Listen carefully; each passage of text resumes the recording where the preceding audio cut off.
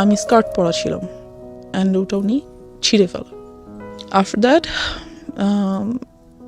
উনি আমাকে আমার পায়ের উপরে পা দিয়ে হাঁটু দিয়ে বসে। আসসালামু আলাইকুম, আমি কথার বয়স কত? 18 আপ। 18 আপ মানে কি 19 চলছে নাকি 18 আপ হয়ে কয়েক 19 মাস চলছে, 18 শেষ হয়েছে এবছর আর কি। এবছর শেষ হয়েছে। ওকে, 18 বছরের কথা বা 19 বছরের পড়ুয়া কথা আমাদের সঙ্গে রয়েছেন। শুনি, মানে একেবারেই ছোটবেলা থেকে যেখান থেকে বলার আছে। একটু বাবা মার কথা দিয়ে শুরু করি, as I am coming from them. আব্বু খুব ছোটবেলায় আমার দাদা মারা যান। আমার বাবা তখন পৃথিবীতে আসেননি, অর্থাৎ আমার দাদির পেটে থাকা অবস্থায় আমার দাদা মারা যান। আচ্ছা। তো আব্বুর জন্ম হয় মুক্তিযুদ্ধের প্রায় 6 years আগে। ওকে। সো অ্যাট দ্যাট পিরিয়ড আমাদের দেশের অবস্থা আনস্টেবল ছিল, অ্যান্ড আব্বুর ফ্যামিলি যথেষ্ট গরিব ছিল বলতে গেলে, যাকে বলা যায়। সো আব্বুর বাড়ি হচ্ছে বরিশাল, অ্যান্ড সেখান থেকে উনি ঢাকায় আসেন। আচ্ছা। তখন ওনার 13 বছর বয়স আচ্ছা। যখন উনি ঢাকায় চলে আসেন, বিকজ বাড়িতে কোনো কিছুরই ফ্যাসিলিটিস ছিল না, এখনো নাই, আমরা কখনো যাই না আমাদের বাড়িতে। তো ওই সময় উনি ঢাকায় আসেন এবং একটা লাইফ লিড করার জন্য যতটুকু কাজ করার দরকার তাই সবই করেন। ইভেন দো যদি বলি ঠেলা গাড়ি পর্যন্ত তার সে ঠেলা। এই গল্পটা আপনি পরবর্তীতে শুনেছেন কার কাছে? হ্যাঁ, বাবার কাছ থেকে শুনেছি। My dad is one of my friends, best friends. Beautiful. Okay, so আসে এবং আস্তে আস্তে উনি এখানে থেকে পড়াশোনা করে। ঢাকা ভার্সিটি থেকে উনি অনার্স মাস্টার্স করেন। আফটার দ্যাট কামিল, যাকে বলে মাদ্রাসা লাইন, সেখান থেকে উনি পড়াশোনা করেন, ডাবল MA যাকে বলে। তো উনি ওটা থেকে উনি বেশ ভালো একটা জব পায় অ্যান্ড গুড স্যালারি। এই গেল বাবা। আম্মুদের ফ্যামিলিও খুব যে রিচ ছিল তা না, but they were quite good. আম্মু ঢাকায় চলে আসে খুব ছোট বয়সে, ওয়েন অনার্সে এসে ঢাকায় ভর্তি হয়। আচ্ছা। এখান থেকে উনিও ঢাকা ভার্সিটি থেকে অনার্স মাস্টার্স করেন, অ্যান্ড দেন LLB করেন, অ্যাডভোকেটশিপ নেন। So both of them, as you can see, both of them are educated, so they are busy. An educated person can't sit at home, never, আমার মনে হয় বাবা মাকে দেখে। তো অফিস, আর আমি হওয়ার পর থেকে আমার খালামুনির কাছে থাকি। You are the first child? Yeah, I'm the first child. Okay. আমার পর আমার একটা ছোট বোন আছে। Age gap 8-9। তো আম্মু আমাকে, আমার খালামুনির বাসা ছিল তখন আমাদের বাসা থেকে বেশ দূরে আর কি, অনেকটুকু দূরে। সেখানে আমাকে রেখে আম্মু অফিসে যেত, বিকজ কোনো অপশনস ছিল না। আফটার দ্যাট খালামুনিরও বিয়ে হয়ে যায়, জব হয়ে যায়, সো আমি একাই হয়ে যাই বাসায়। কোন বয়সের কথা বলছেন বা কোন ক্লাসে পড়েন তখন? নার্সারিতে পড়েন। মানে আপনি রিয়েলাইজ করতেন বিষয়গুলো? অফকোর্স, আমি এখনো সবকিছু স্পষ্ট মনে করতে পারি, everything, because I felt all of those things happen with me anyways. তো আম্মু আমাকে বাসায় একাই রেখে চলে যেতেন। আমরা যে বিল্ডিংটাতে তখন থাকতাম, ভাড়া থাকতাম, ওখানে 7 তলা বিল্ডিং এর অনেক বাচ্চা কাছে ছিল, যা হয় সবার সাথে খেলাধুলা করতাম। আর মেইনলি আমি ছেলের সাথে বেশি খেলাধুলা করতাম ছোট থেকে। আমার কাছে হাড়ি পাতিল খেলা তেমন বেশি পছন্দের ছিল না, বরং ফুটবল ক্রিকেট বেশি পছন্দের ছিল। অনেক কাটাছেড়া করতাম। যেহেতু আম্মু আব্বু নেই, বারণ করার কেউ নেই, আমি আমার মতো। তো সেই থেকে দেখা যায় আমি একা, সবাই তো জানে সেটা, আমি বাসায় একা। এখানে একটা ট্র্যাজেডি বলি, সেটা হচ্ছে আমার যে বড় খালামণি, তার ছোট মেয়ে, she is also not very happy, but at that moment she had lots of relationships and she used to talk about all this. কোথাও গেলে, কারোর সাথে দেখা করতে গেলে আমাকে নিয়ে যেত। So I used to আমি মাত্র নার্সারিতে পড়তাম, এগুলো নিশ্চয়ই এত কিছু বোঝার মতো মেন্টালিটি হয়নি। She had lots of relationship, মানে একদিন এক ছেলের সঙ্গে দেখা করতে যেত, রাইট? দেখা করতে যেত, এবং আমাকে স্কুল থেকে যখন উনি নিয়ে আসতেন বাসায়, তখন দেখা করতে যেতেন। আর আমি দেখতাম কথা বলছে, দেখা করছে, কেন অপোজিট অ্যাট্রাক্টস, উইচ ওয়াজ এই থটটা আমি আস্তে আস্তে বুঝতে পারতে শুরু করলাম at the age of 7 or 6 or 7। যেটা তো কখনই পসিবল না একটা বাচ্চার ক্ষেত্রে, বিকজ আমি ছিলাম ওখানটাতে। যাই হোক, কিছুদিন পর বড় খালামুনিরা বাসা চেঞ্জ করে অন্য কোথাও বাসা নিয়ে নিল। এবার যেটা হলো, আমাদের বিল্ডিং এর নিচ তলায় একটা ভাড়া থাকতো একটা মেয়ে। আমাদের বাসা যেহেতু খালি থাকতো অলওয়েজ, ওর বয়ফ্রেন্ডকে আমাদের বাসায় নিয়ে আসতো। এটা আপনার ফ্যামিলি মেম্বাররা জানতো? না, জানতো না, কেউ জানতো না। নিয়ে আসতো বলতে কি, মানে আপনি যখন ফ্রি থাকতেন তখন আসতো? আমি ফ্রি বলতে ওর বয়ফ্রেন্ডকে নিয়ে আমাদের বাসায় আসতো কথা বলার জন্য। আর সামথিং। তো আমাদের বাসার দুটো রুম ছিল, ভাড়া যেহেতু ছিলাম দুটো রুম ছিল, সামনে ড্রয়িং রুম, মাঝখানে একটা ছোট ডাইনিং আর ভিতরে একটা বেডরুম। তো ওই বেডরুমটাতে ও বয়ফ্রেন্ডকে নিয়ে থাকতো। আর ওটার যেটা মেইন প্রবলেম সেটা হচ্ছে লাগানো যায় না দরজাটা। তো I use to see whatever they use to do, and mention করেই দেই, they use to have physical relationships over there, and আমি দেখতাম ফিল করতাম লাইক কেন হচ্ছে এটা, বোঝার চেষ্টা করতাম, বা ইটস সামথিং। কিন্তু আপনি কি ওটা আপনার ফ্যামিলি মেম্বারকে নোট করতেন কখনো যে তোমরা না, যখন বাসায় থাকো না নোট তখন? করতে পারিনি, এটারও একটা রিজন আছে। তো ওয়ান ডে আমি ওর আম্মুকে বলি ব্যাপারটা, ওকে, আপুর আম্মুকে, যে আন্টি একটা ভাইয়াকে নিয়ে প্রায় আপু আমাদের বাসায় আসে। আন্টি আপুকে অবশ্যই বকা দেয়, অ্যান্ড আফটার দ্যাট ডে আপু আমাকে টর্চার করে, খুব মারে। যখন আম্মু অফিসে চলে যায় আপু এসে আমাকে খুবই মারে। আমি একটা জিনিস বুঝতে পারছি না যে আপনার বাবা মা যখন বাসায় থাকছে না তখন আপনাকে গাইডেন্স দিচ্ছে কে? কেউ না, লাইক আমি একাই, স্কুল থেকে বুয়া নিয়ে বাসায় রেখে চলে যেত, হ্যাঁ, খাবার রেডি করা থাকতো, আমি খেতাম, ঘুমিয়ে থাকতাম, হোমওয়ার্ক করতাম, সন্ধ্যায় তো আম্মু চলেই আসতো। আপনাকে স্কুল থেকে পিক অ্যান্ড ড্রপ করতো কে? বুয়া, একটা বুয়া ছিল, বাসায় যে বাসার কাজকর্ম করতো। আর আপনার বাসায় আপনি যখন একা থাকতেন তখন আপনার বাসার আশেপাশের লোকজনের ইজি এন্ট্রান্স ছিল? ইয়া, কোয়াইট আমার কাছে মানে অ্যাবসার্ড মনে হচ্ছে। মনে হচ্ছে না? তাই তো। কারণ একটা বাসায় একটা মেয়েকে রেখে এসেছি আমি, আশেপাশের লোকজন ঢুকছে বাসায়। Yeah, that's one of the faults which my mom and dad did. তারা, এটা একটা ভুল যেটা তারা আপনি কখনো করেছে। এগুলো নোটিস করতেন না বাবা মাকে যে আজকে অমুক এসেছিল বাসায় বা এমুক আসছে? করতাম, কিন্তু আপুর ব্যাপারটা করিনি তখনও। বলতাম, সবই বলতাম। আর আসলে আব্বু আম্মু এত বিজি ছিল, এতটা বেশি বিজি ছিল, বিকজ ইউনো যেখানে আম্মুর গাইডেন্সটা কম থাকে সেখানে আম্মুর সাথে বন্ধুত্ব হয় না। আর যখন বাচ্চাদের বাবা মার সাথে বন্ধুত্ব না হয় তখন তারা শেয়ার করতে পারে না কোনো কিছু। মাই হাম্বল রিকোয়েস্ট ইজ, আজকের এই স্টোরিটা সবাই আমাদের সোশ্যাল কন্টেক্সট এবং পারিবারিক অবস্থা থেকে চিন্তা করবেন যে আমাদের একটা শিশুর বড় হওয়ার জন্যে আমরা যতটা না খেলার মাঠ নিয়ে চিন্তা করি, ঘরের ভেতরের পরিবেশ নিয়ে কি আমরা অতটা চিন্তা করি? এটা খুব খুব খুব important. It's a very serious issue, এবং আমার মনে হয় আজকে ওই জায়গাগুলোকে আমাদের সবার নক করা উচিত। বিকজ ওর লাইফে যেটা ঘটেছে সেটা আরেকজনের লাইফে ঘটুক, আমরা এটা চাই না। It's a social learning, it's a family learning. Okay, এবং আমি ওকে স্যালুট জানাই যে ও নিজেকে এক্সপোজ করে অন্তত আরও 10টা ফ্যামিলিকে সতর্ক করার জন্য এখানে এসছে। জি, তারপর কি হলো? আপনাকে খুব মারলো? হ্যাঁ, খুব মারলো। আমি ভাবলাম আম্মুকে বলবোই যে আপু আমাকে এত মারছে, অ্যান্ড শি টোল্ড মি যে আমি এটা কাউকে বলতে পারবো না, যদি বলি সে আমাকে মেরেই ফেলবে, as I was a child. আর আম্মুকে আমি বললাম ব্যাপারটা যে আম্মু, আপু তো একটা ভাইয়াকে নিয়ে মাঝে মাঝে বাসায় আসে। আম্মু জিজ্ঞেস করলে সে কি করে, কেন আসে, তুমি আসতে দাও কেন, গেট লাগিয়ে রাখো না কেন, ঢুকতে দাও কেন? বললাম আপু আমাকে খুব মারে, বকা দেয়, না ঢুকতে দিলে খুব রাগ করে। তো আম্মু এই ব্যাপারটা নিয়ে ওনাদের সাথে কথা বললো, ওই আপুর ফ্যামিলির সাথে। বলার পর যেটা হলো যে তুমুল ঝগড়া দুই ফ্যামিলির মধ্যে। ওরা কি খুব পাশাপাশি ছিল আপনাদের? হ্যাঁ, আমরা ছিলাম 4 তলায়, ওরা ছিল নিচতলায়। আচ্ছা। এই তো খুবই ঝগড়া লাগলো। পরবর্তীতে যে আমাদের বাড়িওয়ালা, উনি আমাদেরকেই বের হয়ে যেতে বললো, যেখানে বের হওয়ার কথা ওদের, অ্যাজ ফল্টটা ওদের ছিল, আমার না, বাট আমাদেরকে বের হয়ে যেতে বললো। সো আমরা সামহাও প্রবলেমটা সলভ হলো, ইস্যুটা ঠান্ডা হলো, আপুটা আমাদের বাসায় আসে না। ওকে, এবার যেটা হলো, আমার মেন্টালিটি লাইক ওই জায়গাটা থেকে অনেক আনস্টেবল হয়ে গেল, কি বলবো এটাকে, আনব্যালেন্সড।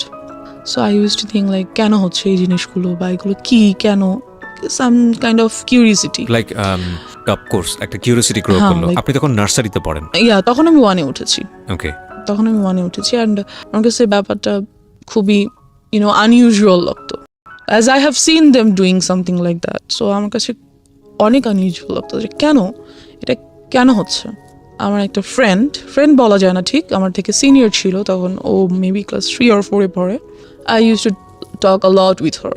তো সেই ব্যাপারে আমাকে অনেক কিছু বলে। একটা বাচ্চা কী বা বলতে পারে, 3-4-এর একটা বাচ্চা, যতটুকুই ওর কাছে মনে হয়েছে বা ও যা বুঝে সেখান থেকে বলছে আমাকে। Anyway, so and after that আমাদের 6 তলায় একটা ছেলে থাকতো। He proposed me when I was in class 1. Seems funny. Anyways, so আমাকে প্রপোজ করলো যে I want to be your boyfriend. So I was like, yeah, I got a chance. হ্যাঁ, সবার কাছে, আমার কেন নাই, আপুর আছে, ওই আপুর আছে, সেই আপুর আছে, হ্যাঁ আমার এরকম করা উচিত। তো I said okay. So he like কিছু না বুঝিয়ে ওকে করে দিলেন। হ্যাঁ, যে সবার আচ্ছা, আছে, okay, সুতরাং fine. আমার ইটস আ ফ্যাশন। হ্যাঁ, আমিও যাবো, ওকে ফাইন, গুড গুড, কি হবে I don't know, like boyfriend good, ওর সাথে ঘুরবো ফিরবো কথা বলবো, এই তো। সো একই স্কুলে ছিলাম আমরা, নিয়ে আসতো, আমি ক্লাস 1-এ ছিলাম। সিরিয়াসলি আমি এখন বলতে গেলেও এম্বারেসড ফিল হয়, like how did I do that. No, there is a reason, of there course, is a definitely reason. But আমারও হয়তো বা বোঝা উচিত ছিল নিজেকে, হয়তো লাইক টেক কেয়ার উই করা ক্যান ব্লেম উচিত ইউ ছিল, বিকজ আপনি একটা চাইল্ড সে সময়, রাইট। বোঝা উচিত ছিল আপনার প্যারেন্টের। যাই হোক, আমরা সেই ডিসকাশনে পরে ইয়া, যাব। বাট তারা আসলে কিভাবেই বা বুঝবে, আমিও তো তাদেরকে ঠিক Blame ওভাবে করতে বলতে পারি না। পারি নাই, it's a situation actually. like okay yeah, so yeah, then he was my first boyfriend. Okay Then somehow ওরা বাসা চেঞ্জ করে ফেলে। বয়ফ্রেন্ড এই আর কি, ও তো একটা বাচ্চা, ওই বা বয়ফ্রেন্ড গার্লফ্রেন্ডের কি বুঝে। যাই হোক, তো somehow ওরা বাসা চেঞ্জ করে ফেলার পরে I used to like a boy, I used to like him very much because he looked very cute. So বাচ্চা ছিলাম দুজনেই, ও আমার ক্লাসমেট ছিল, তখন আমি 2-তে উঠেছি। এনিওয়েজ, তো এই তারপর আমরা ওখান থেকে বাসা চেঞ্জ করে ফেলি, বাসা চেঞ্জ করে আমার যে বর্তমান বাসা, মানে আমাদের নিজেদের বাড়ি করে ফেলি আর কি, সেখানে চলে আসি। আসবার পর আমরা এখান থেকেই শুরু হয় আমার লাইফের মোস্ট ট্র্যাজিক পার্ট, বিকজ আমাদের যে এলাকাটা মেনশন করছি না, বাট কি বলবো, এলাকা বলা যায় না আসলে, can any people like live there, I feel, because ওই সময়টাতে ওটা মানুষের বসবাস উপযুক্ত তো ছিল না, I guess. Fine, I want to listen your Anyways, story, what then, happened there. হ্যাঁ, আমরা একটা মৃত্যুর জন্য যেটা একটা অনুষ্ঠান হয়, কাইন্ড অফ কুলখানি বা কোনো কিছু, কুলখানি, আই ডোন্ট নো, অনেকজনকে ডেকে খাওয়া দাওয়া করায়, আচ্ছা, সামথিং okay. Like that. অনেক ছোট ছিলাম, মনে নেই, 2-তে আমি তখন উঠেছি মাত্র। যাই হোক, তো সেখানে আমরা যাই, যাওয়ার পর যেটা হয়, আমরা একটা আমার কাইন্ড অফ নানা, মানে আমার আম্মুর খালুজান হয়, ওনাদের গাড়িতে করে সেখানে যাই। তো ওই গাড়ির driver, so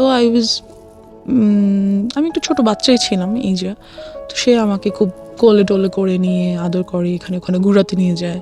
and then I noticed something, যেহেতু আমি অনেক কিছুই বুঝি এই ব্যাপারগুলোতে, লাইক ফিজিক্যালি কীভাবে you have to save yourself, আমি অনেকটাই বুঝি এই ব্যাপারগুলো। তো he tries to touch my private parts, and আমি বুঝতে পারি ব্যাপারগুলো, ফিল করি, সো আমি ওনার কাছে আর যেতে চাই না। কি ছিল উনি? Driver, as I said. আপনাদের ড্রাইভার? নো, যাদের গাড়িতে করে আমরা গেছি, আমার নানা ভাইয়ের driver. Okay, so he tries to like kind of, এটা first embarrassment of your life, এবং এই ঘটনা ঘটার পরে আপনি কি করলেন? তা আমি যেতে চাই না ওনার কাছে, যে না আমি, মানে ওখানেই আমরা আছি তখনও, কিন্তু আমি আম্মুর কাছে চলে যাই, যে আমি যাবো না ওনার কাছে। কিন্তু আমি কেন যেন আম্মুকে বলতে পারি না, লাইক আমার সাথে এটা হচ্ছে, আমার এটা ফ্রিভাবে আম্মুকে বলা উচিত, কেন যেন আমার আম্মু আব্বুর প্রতিও ওই ভরসাটা আসে না, যে না আমি বলতে পারি, I don't no Y, but আমি বলতে পারি না। সো আম্মুকে আমি বলি যে আমার ওনাকে ভালো লাগছে না, আমি ওনার কাছে যাবো না। দেন আমরা ওখান থেকে চলে আসি, অ্যান্ড খুবই ট্রিক করে উনি আম্মু আব্বুর নাম্বারটা নিয়ে নেয়, ফোন নাম্বারটা নিয়ে নেয়, যে হ্যাঁ আমরা কোথাও যেতে হলে আমাকে ফোন দিবেন, আসবো, হ্যান ত্যান ফ্যান।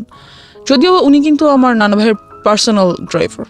ওকে, সো বলে যে হ্যাঁ প্লিজ যাবো, হ্যান ত্যান ফ্যান। তারপর আমার নাম্বারটা দিয়ে দেয়, এবং আরও 2বার আমরা 2টো জায়গায় যাই, এবং ওনাকে সাথে করে নিয়ে যাওয়া হয়। আচ্ছা, সো এই হচ্ছে আমার first harassment or something like that. Secondly যেটা হয়, এবং এটা আপনি কাউকে বলেননি? না, এটা আমি কাউকে বলিনি, ইভেন এখনো পর্যন্ত আব্বু আম্মুকে আমি এইভাবে বলিনি। ফার্স্ট টাইম আপনি আজকে বললেন এখানে? আমি যাই বলছি কাইন্ড অফ ফার্স্ট টাইমই, কাউকে বলিনি। This is very unlucky for us, cause আমাদের সোসাইটিতে, আমাদের পরিবারে চাইল্ড সেক্সুয়াল অ্যাবিউজ, এটার যে রেট, এটা খুবই অ্যালার্মিং। আপনারা পত্রপত্রিকায় পড়েন এইসব ঘটনা, খুব এক্সট্রিম লেভেলে যখন চলে গিয়ে একটা বড় ধরনের ক্ষতি হয়ে যায়, তখন সেটা পত্রপত্রিকায় বা সংবাদ টেলিভিশন জায়গাগুলোতে চলে আসে। কারণ বিহাইন্ড দ্য সিন এইগুলো যে কতদিন ধরে এই একটা মেয়ে বা একটা শিশু বা একটা নারী কিভাবে নির্যাতনের শিকার হয়, কিভাবে তাদের মেন্টালি তাদেরকে মানে ভয়ঙ্কর রকমভাবে ড্যামেজ করে ফেলা হয়, আমি জানি না। আমার মনে হয় এই জিনিসগুলোকে আরও বেশি করে এক্সপোজ করা উচিত, বলা উচিত। কজ আমি ভিকটিম, আমি কেন এটা বলতে পারবো না? কোথায় সমস্যা? ট্যাবুটা কোথায়? মানে আমাকে কেউ একজন সেক্সুয়ালি হ্যারাসমেন্ট করেছে, আমাকে কেউ একজন ফিজিক্যালি অ্যাবিউজড করেছে, অথচ সেটা নিয়ে আমি সোসাইটিতে মুখ খুলতে পারবো না, সেটা নিয়ে আমি বলতে পারবো না। কি আশ্চর্য মেন্টালিটি! মানে সেটা নিয়ে বললে আমার দিকেই আঙুল তোলা হবে, সেটা নিয়ে বললে আমাকে মনে করা হবে মেয়েটা খারাপ, বা ছেলেটা খারাপ, বা ওনার ফ্যামিলি খারাপ। কি ভয়ঙ্কর রকম মানে বাজে মেন্টালিটি আমাদের সমাজের। কিন্তু এই যে আমাদের এই মেন্টালিটিটা, এটাই কিন্তু যুগের পর যুগ এই প্রবলেমগুলো কীভাবে জিয়ে রেখেছে। আজকে যদি পরিবারের কাছে এই মেয়েটা এতটা বেশি সাবলীল হতো, আজকে যদি ওর বলার ক্ষমতা তৈরি হতো, ওকে যদি এনভায়রনমেন্টটা দেওয়া হতো, তাহলে ওর শৈশবটা হয়তো বা এরকম হতে পারতো না। কজ ও বলেছে একটু আগে যে দিস ইজ দ্য নাম্বার 1। আরও কী যে অপেক্ষা করছে আপনাদের জন্য, আপনারা একটু শুনুন, তাহলে বুঝতে পারবেন। জি বলুন। তারপর যেটা হয়, তো ওই ড্রাইভারের সাথে আমাদের আর দেখা হয় না। Anyways he is vanished somehow. So after that আমার চাচাতো ভাই আমাদের বাসায় থাকতে আসে for some reason. Somehow maybe আমাকে লাইক করতো আর সামথিং। তখন আমি ক্লাস 3-তে উঠেছি।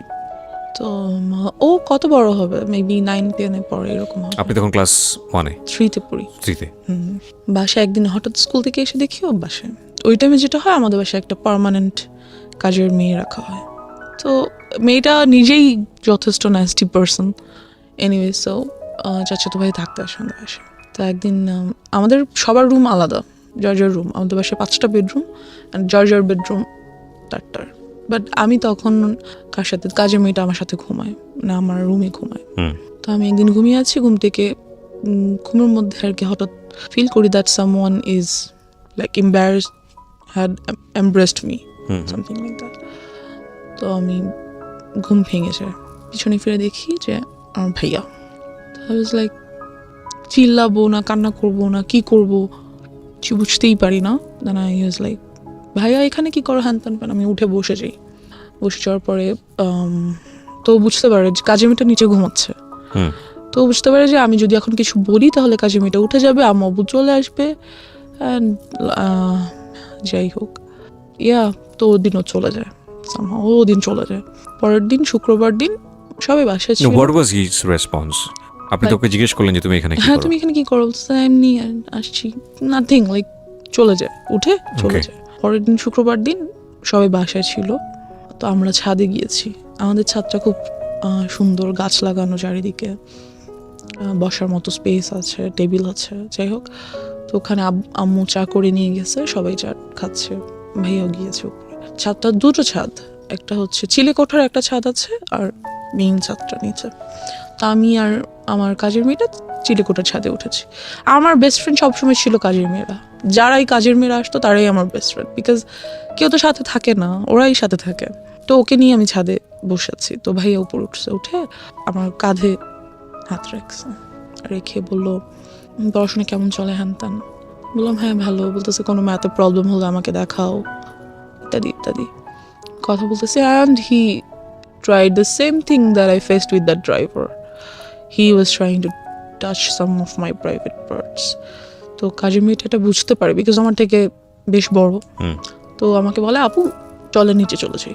তো আমিও ফিল করছিলাম, সো আই ওয়াজ লাইক হ্যাঁ নিচে চলে যাবো। বাট ভাই আমাকে যেতে দিচ্ছে না। সো না থাকো, এখানে কত সুন্দর লাগছে, পরিবেশটা ভালো লাগছে, যেতে দিচ্ছে না। এই গেল সামহাও। তো আমি চলে আসি নিচে, কিছুক্ষণ বাদে চলে আসি। তাই আম্মুকে বলি ব্যাপারটা, যে আম্মু ভাইয়া আমার সাথে, আমি আম্মুকে ডাইরেক্টলি বলি যে আম্মু ভাই আমার প্রাইভেট পার্স টাচ করার চেষ্টা করে। এটা বলার পর আমার চাচার সাথে আর কি আব্বুর তুমুল ঝগড়া হয়।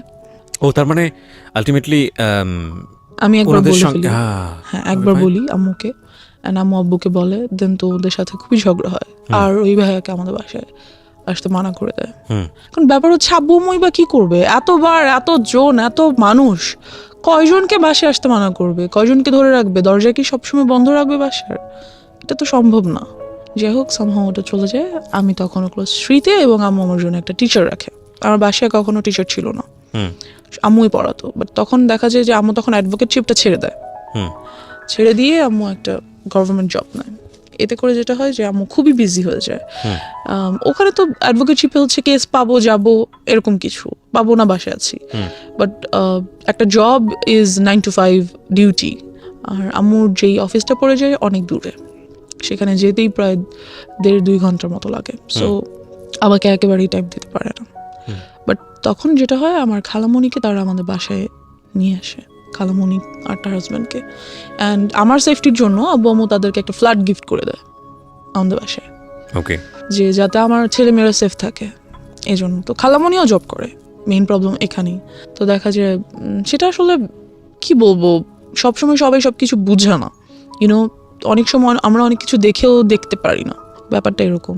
যাই হোক, তো খালামণি থাকে, তো আমার জন্য একটা টিচার রাখা হয়। টিচারটাকে বলা হয় যে তুমি সন্ধ্যায় আসবো, কারণ আমি সন্ধ্যা বাসায় আসবো। আম্মু বলে যে আমি সন্ধ্যায় আসবো, আর তুমিও সন্ধ্যা আসবে। Your mom is lawyer, yeah that time উনি কি প্র্যাকটিসে ছিল? না, উনি তখন প্র্যাকটিস ছেড়েছে, মাত্র নিউ ছেড়ে একটা গভর্নমেন্ট জবে ঢুকলো। ওকে।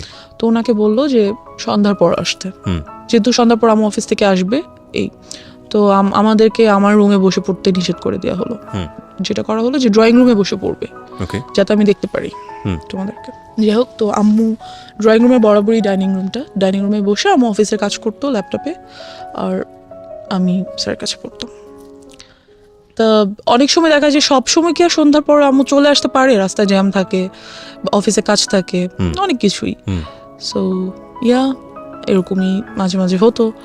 অ্যান্ড আমার স্যারকে খুব ভালো লাগতো, কারণ স্যার আমাকে খুব আদর করতো, খুব সুন্দর করে বুঝাতো, একটা টিচারকে যেভাবে ভালো লাগা উচিত, দ্যাটস ইট। তো স্যার যেটা করে যে আমাকে অলওয়েজ স্কুলে নিয়ে পড়ায়। ওয়াই? স্যার বলতে কি, হোম টিউটর আমরা কেমন রাখি একটা বাচ্চার জন্য, অনার্সে পড়ুয়া কোনো ছেলে বা মেয়ে এরকম, তো সে আমাকে অলওয়েজ স্কুলে নিয়ে বসিয়ে পড়াতো। ছোট থেকে আমি খুব হেলদি ছিলাম, so he used to do the same things. তো ফার্স্ট ডেতেই তো আপনার বুঝে যাওয়া উচিত ছিল যে এটা তো আসলে ফার্স্ট ডেতে তো উনি এরকম করেনি। ওকে। আফটার 6 or 7 months আমাকে পড়াতে একটা টাইমে এসে এরকম দেন যেটা হলো যে উনি বুঝতে পারলো যে আমি এটা পছন্দ করছি না, এবং এই ব্যাপারটার পর আমি ওনার কাছে যে আর পড়ি না, ওকে, ওনার কাছে যেতে চাচ্ছি না। তো উনি করলো কি, নানান কথা আমাকে বলে, like love and relationship and কোন ক্লাসে তখন আপনি? ক্লাস 3-তে only, and I just can't understand একটা টিচার অনার্সে পড়ে সে কিভাবে ভাবে যে আমি একটা ক্লাস 3 এর বাচ্চাকে রিলেশনশিপ এর ব্যাপারে বলি। I don't know. তো and he said I want to be your boyfriend. একটা teacher, and I was like আমি আম্মুকে বলে দিব। তো বলতেছে বলো, তোমার আম্মু কখনোই বিলিভ করবে না। and he was right, আমি আম্মুকে বললাম আর আম্মু এটা বিলিভ করলো না। কাজ যে টিচারটা ছিল উনি আব্বু আম্মুর খুবই পরিচিত একজনের ছেলে ছিল, বেশ ঘনিষ্ঠ একজনের ছেলে। তো আম্মু এটা কেন বিলিভ করলো না? তারা কি বলতে চাইলো আপনাকে? বললো যে, আমি বললাম যে আম্মু স্যার আমাকে বলে স্যার যাতে আমার বয়ফ্রেন্ড হয়ে যায়। তো আমি বললাম আর তোমার সাথে মজা করেছে, something like that. Note this kind of thing please. সাথে মজা করেছে, এটা কিছু না। তুমি স্যার কি এমনিতে তোমাকে কোনো কারণ লাইক আম্মু asked something personal, so I said আমি ওই ব্যাপারে আর কিছু বলতে পারি না।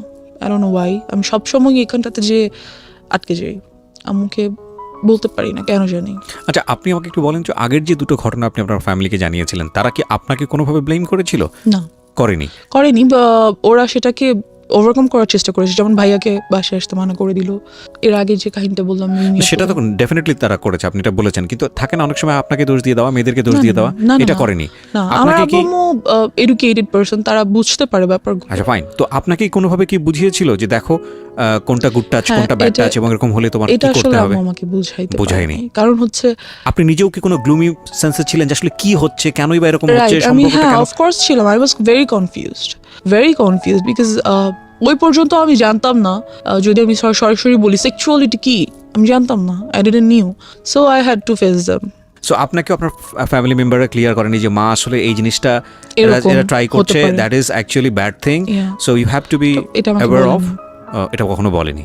সো আপনি যে থেকে একটা ধোঁয়াশার মধ্যে ছিলেন, আপনার কোয়ারি হতো না, বাবা মাকে জিজ্ঞেস করতেন না যে মা আসলে সবাই কেন এরকম করছে? হতো, বাট আমি কেমন করে মানে আমি কেন যেন আনকমফোর্টেবল ফিল করতাম ওই ব্যাপারটাতে জিজ্ঞেস করতে, লাইক আমার ভালো লাগতো না, বা আমি চেতাম না, বা চাইলেও পারতাম না, এরকম কিছু।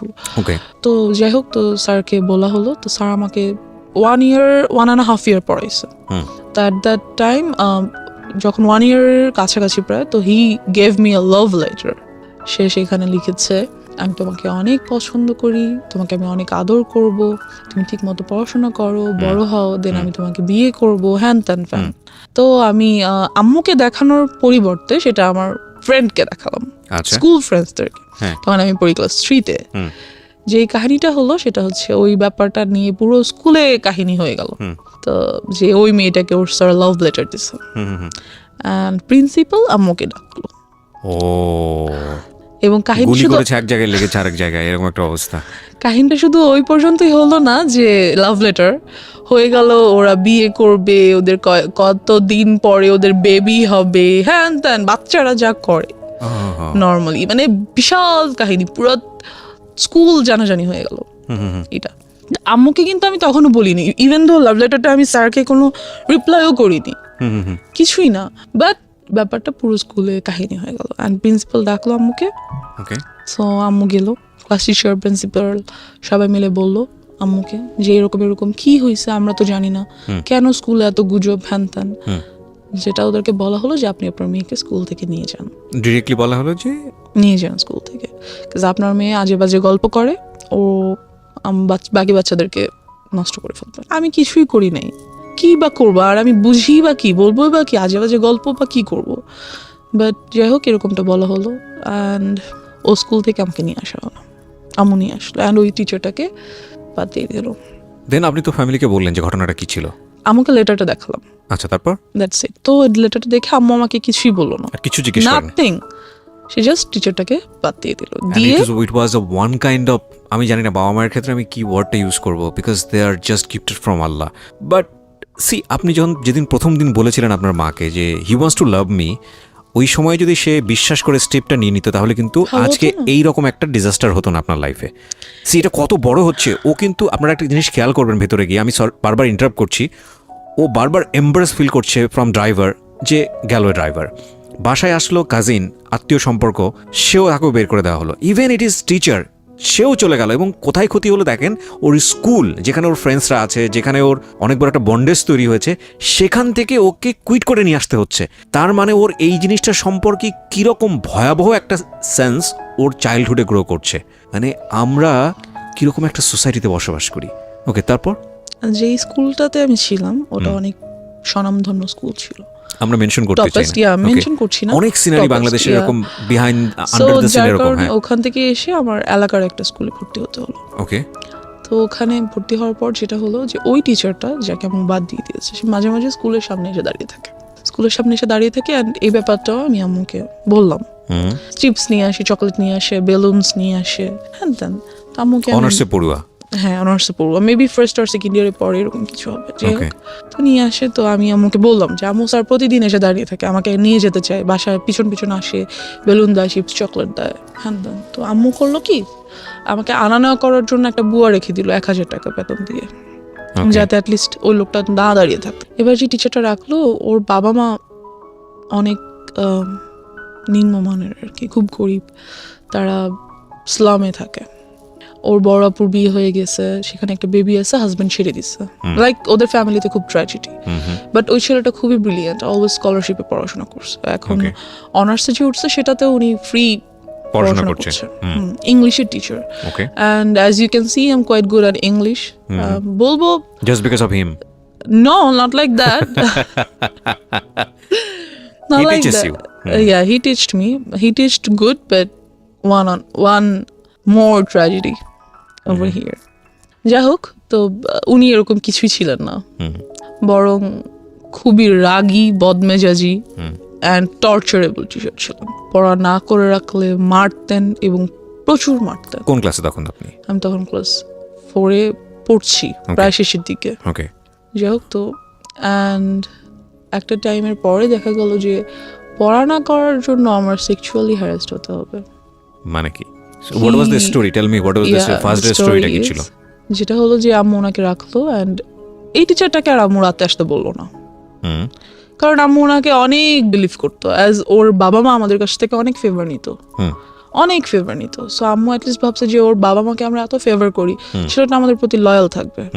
বাট এরকম কিছুই হলো না।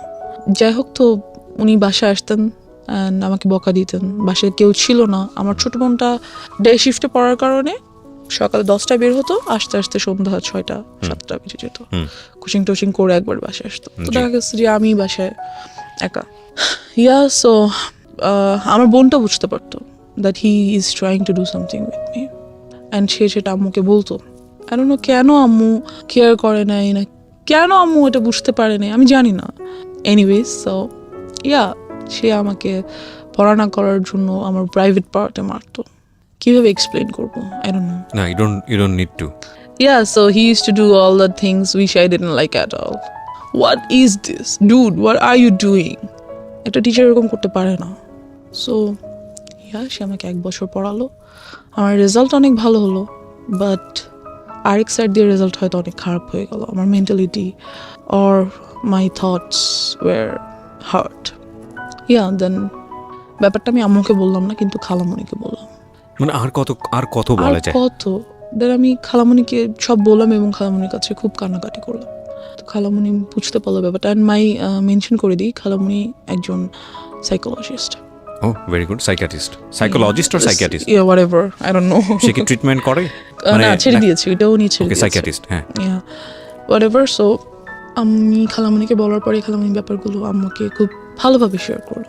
আম্মু যেটা হলো যে বুঝার পরিবর্তে আম্মু খুব রাগ হয়ে গেল যে আমি কি করব, কয়টা টিচার চেঞ্জ করব, একটা আনছি এটাও বলে এটা, আরেকটা আনছি এটাও বলে এটা, সবগুলোকে বাদ দিচ্ছি। এটা কেউ আসলেই এরকম হচ্ছে না কেউ পড়াশোনা করতে যাচ্ছে না? কি করব, কয়টা টিচার বাদ দিব, টিচার পাবো কোথায়? অ্যান্ড আমাদের যে এরিয়াটা ছিল সেখানে ভালো টিচার পাওয়াও খুব মুশকিলের ব্যাপার ছিল। So she was like fed up, আমি করবোটা কি? বাবাকে বলতে পারছে না, কেন বলতে, সে জানে কেন বলতে চাচ্ছে না বাবাকে ব্যাপারগুলো।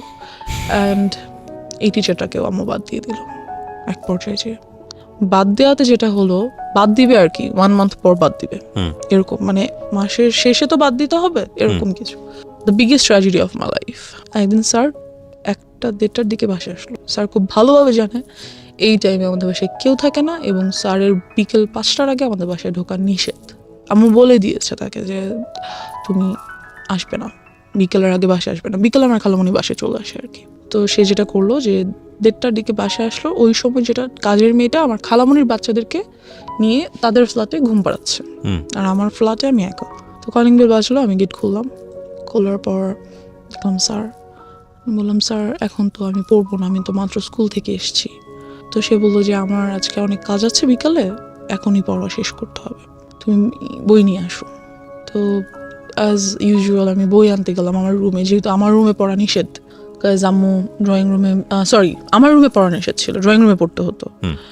যাই হোক, তো আমি বই আনতে আমার রুমে যাই। And he enters the flat, আর উনি দরজাটা অফ করে দেয়, মেইন গেটটা অফ করে দেয়। মেইন গেট অফ করে না, মেইন গেটে চাপিয়ে দেয় আর কি, লাগিয়ে দেয়, চিটকরি লাগায় না। অ্যান্ড আফটার দ্যাট আমি আমার রুম থেকে বই আনতে যাই, আর উনিও আমার পিছনে পিছনে আমার রুমে চলে যায়। যেটা উনি করে সেটা হচ্ছে আমার রুমের দরজাটা আটকে দেয়। আটকে উনি আমাকে ফার্স্টে 2টা চড় দেয়, দিয়ে একটা লাথি মেরে খাটের মধ্যে ফেলে দেয়। যেটা করে, আমি স্কার্ট পরা ছিলাম অ্যান্ড ওটা উনি ছিঁড়ে ফেলে। আফটার দ্যাট উনি আমাকে আমার পায়ের উপরে পা দিয়ে, হাঁটু দিয়ে বসে, আমার গলার উপরে কোলবালিশ দিয়ে দেয়, আর মুখটা খুব জোরে চেপে ধরে। So I was like stuck. হয়তো আল্লাহই কোনোভাবে হেল্প করছে আমাকে, যে ঠিক ওই টাইমটাতেই আমাদের মাঝখানের ফ্ল্যাটের এক ভাড়াটিয়া উপরে আসে, তার চিনি লাগবে।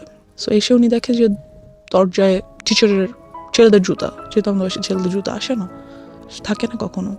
সো নক করা মাত্র দরজাটা খুলে যায়, ধাক্কা দেওয়া মাত্র ঢুকেই ফিল করে যে ভিতরে আমার রুমে কেউ আছে and something is going on.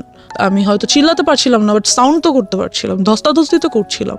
So উনি বুঝতে পারে ব্যাপারটা, বুঝে উনি খুবই প্রচণ্ড জোরে আমার দরজায় নক করে অ্যান্ড স্যার নকটা শুনেই আমাকে ছেড়ে উঠে দাঁড়িয়ে দরজাটা খুলে টেবিলে চলে যায়, যে বসে থাকে। অ্যান্ড আমার দিকে জাস্ট একবার তাকায়, লাইক আ লুক, আমাকে সাবধান করে দাও, হেই ডোন্ট ইউ ডেয়ার, কাউকে বলা যাবে না, সামথিং লাইক দ্যাট।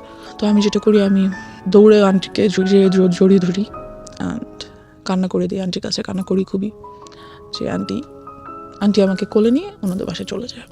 তখন আমি ক্লাস 5-এ পড়ি। নিয়ে যায় এবং জিজ্ঞেস করে কি হয়েছে। ইতিমধ্যে স্যার বাসা থেকে বেরোয় চলে যায়। এরকম একটা অ্যাটাক উনি কেন করলো? কোনো ধরনের কোনো আমি খালামণিকে বলেছি, ও তার আম্মু যে তার মাকে বলেছে। ওনাকে কি বিষয়টা আগে থেকে নক দেওয়া হয়েছিল আপনার ফ্যামিলি থেকে, না তোমাকে বাদ দিয়ে দেওয়া হচ্ছে বা এরকম করে এই মাসি? মেবি, আই ডোন্ট নো, অবশ্যই না হলে উনি এরকম করার তো কথা না। Okay, so what was his intents basically? কি মানে কি চাচ্ছিল সে? যেহেতু জিনিসটা হয়তো সে ভাবছে যে আমাকে যেহেতু বাদ দিয়েই দিচ্ছে, আমার নামে একটা বদনাম হচ্ছেই, তাহলে বদনামটা কিছু না করে কেন হবে, আমি কিছু করি দেন হোক, মেবি সামথিং লাইক দ্যাট। কিছু যে সে করেনি তা তো না, কিছু তো সে করেছে, কিছুটার তো আর বদনাম হবে না। যখন বলে হবে তখন তো ফুল বদনামটাই হবে। সো সে চাইছে তো আমি ফুলই করি, কেন করবো না। তারপর কি হলো আপনার খালামণির সঙ্গে? খালামণি না, সরি, আন্টি পাশের বাসায় আন্টি। তো আমি খুব তখন তো বাসায় কেউ নেই। তো কান্নাকাটি করার পরে আম্মুকে আন্টির সাথে সাথে ফোন করলো, ফোন করে ব্যাপারটা বললো। বলার পরে আম্মু বললো আচ্ছা ভাবি ওকে আপনি আপনার কাছে রাখেন। আমি এতটাই ভয় পেয়ে গেছিলাম যে এর পরের 1 মান্থ আমি ঘুমাতে পারিনি রাতে। ও আপনার মা এসে কি করলো? মা এসে কি করবে, খুবই কান্নাকাটি করলো, আম্মু আমাকে জড়িয়ে ধরে। যেটা হলো what was your father role? উনি কই এই গল্পের উনি মধ্যে? উনি আসলে আব্বুকে আম্মু বলতো না, কারণ আম্মু জানে যে আব্বুকে যদি একটার কথা বলে আব্বু খুন করে ফেলবে সবাইকে, সামথিং লাইক দ্যাট। আব্বু অনেক ভালো, খুব কাম মাইন্ডেড, বাট যখন রাগ করে হি spares nobody, something like that. তো এই ব্যাপারটা আম্মু আব্বুকে বললো, কারণ বলাই লাগবে, কিছু করার নেই, এত বড় একটা ঘটনা। রাইট। সো আব্বুকে বলার পর যেটা হলো, আব্বু বললো ওকে আমি পুলিশে দিয়ে দিব। ডেফিনেটলি দেওয়া উচিত। আমি ওকে রাখবোই না, ওর একটা কিছু করতেই হবে। যেটা করলো, লোকজন নিয়ে ওই মুহূর্তেই, যখন আব্বুকে বলা হলো অফিস থেকে আসার পর, ওই মুহূর্তেই ওদের বস্তিতে চলে যাওয়া হলো, যে ওদেরকে রাখবো না, ওই পুরো বস্তি আমি জ্বালা দিব। আব্বু ওয়াজ লাইক ফায়ার। সো গেল, লোকজন নিয়ে গেল। এখানে যেটা হলো, বাবা তুমি যে লোকজনকে বলবা, তোমার মেন্টালিটি আর মানুষের মেন্টালিটি এক না। আমি পুরো এলাকায় ফেমাস হয়ে গেলাম। ওনার শাস্তি হলো, অবশ্যই হলো, কিন্তু এখান দিয়ে যে ক্ষতিটা হলো যে ওনাকে অ্যারেস্ট করা? হ্যাঁ, ওনাকে অ্যারেস্ট করা হলো। আপনি যখন ক্লাস 5-এ? হ্যাঁ, পরে উনি অবশ্য জামিনে ছাড়া পেয়ে যায়। আচ্ছা, কেস ফাইল করা হয়েছিল তাহলে? হ্যাঁ, আমার নামে প্রচুর বদনাম হয়ে গেল। আমার কোনো বন্ধু বান্ধব হয় না, আমাদের বাসায় কেউ আসে না, আমার সাথে কেউ খেলে না। I was totally alone. যেটা হলো, আব্বু আম্মু আমাকে স্কুলে নিয়ে যেত, স্কুল থেকে নিয়ে আসতো, এরকম চললো কিছুদিন, লাইক 6 or 7 months এরকমটা চললো। তারপর যেটা হলো, আর কতদিন সম্ভব স্কুলে নিয়ে যাওয়া, নিয়ে আসা, তাদের দুজনেই বিজি পারসন, খুব টাফ। আম্মুর অফিসে লাইক শোকজ করে দিবে এমন একটা ব্যাপার, চাকরিতে বাদ দিয়ে দিবে এমন একটা ব্যাপার হয়ে গেছে। বিকজ সো আম্মু ভাবলো যে অনেকদিন তো হয়েছে, এখন বোধহয় সবকিছু normal, we can be back in our normal life again. তারপর যেটা হলো, আমাদের বাড়িটা তখন ছিল 3 তলা, এরপর উপরে কাজ ধরা হবে আর কি। তো খুব মিস্ত্রি আসে বাসায়। তো আব্বু তো সভাপতি বাসায় থাকেন না, আম্মুও থাকেন না। তো তখন আমি মেবি 6-এ পড়ি। দেন আব্বুর একটা ব্যাপার কি, উনি খুব ইসলামিক মাইন্ডেড, আর উনি সবাইকে এক চোখে দেখে। মিস্ত্রিদেরকে পাশে বসে খাওয়ায়, ভাই, কাউকে কখনো তুই নো, অলওয়েজ আপনি, respect. He is a golden soul, heaven soul. আমি কি বলবো, I just love him. Anyway, so এরকমই করতো ওই টাইমটাতে। তো মিস্ত্রি আসতো, তাদেরকে সেভাবে রেসপেক্ট করতো। সবাই এক হয় না, আপনার রেসপেক্টটা সবাই কিন্তু সমানভাবে নিতে পারে না, এটা সম্ভব না। তো আমাদের স্যানিটারি মিস্ত্রি, যে স্যানিটারি সাইটটা দেখতেন, ওখানকার হেড, ওই মিস্ত্রি গ্রুপটার হেড। তো উনি খুবই আসতেন বাসায়, খুবই আসতেন, আর আমাকে খুবই আদর করতেন। তো আমার ছোট বোনটা বাসায় না থাকার কারণে এগুলো থেকে ও খুব দূরে ছিল আর কি। যাই হোক, তো ও বাসায় ছিল না বলতে? ও তো যে বললাম ডে শিফটে থাকার কারণে 10টার দিকে সকালে বের হতো। ও আচ্ছা, বাসায় ছিল না মনে হচ্ছে, যে তখন অন্য বাইরে স্কুলে ছিল। সো ওই ব্যাপারগুলো খুব একটা ফেস করতো না। তো ওই আঙ্কেলটা আসতো বাসায়, আমাকে আদর করতো, চকলেট নিয়ে আসতো, হ্যান ত্যান। একদিন যেটা হলো, রাতে উনি আসছে সাইড ভিজিটের জন্য, যে কিছু একটা প্ল্যান আছে ওনার, এটা বাবাকে বলবে। তো আমরা উপরে গিয়েছি, আম্মু, আব্বু, আমি, আমার ছোট বোন যায়নি, আমরা 3 জন গিয়েছি। তো উনি বলতেছে ব্যাপারগুলো। তো আব্বু সামহাও কিছু কারণে নিচে গিয়েছে, তো উনি আমাকে কোলে নিয়েছে।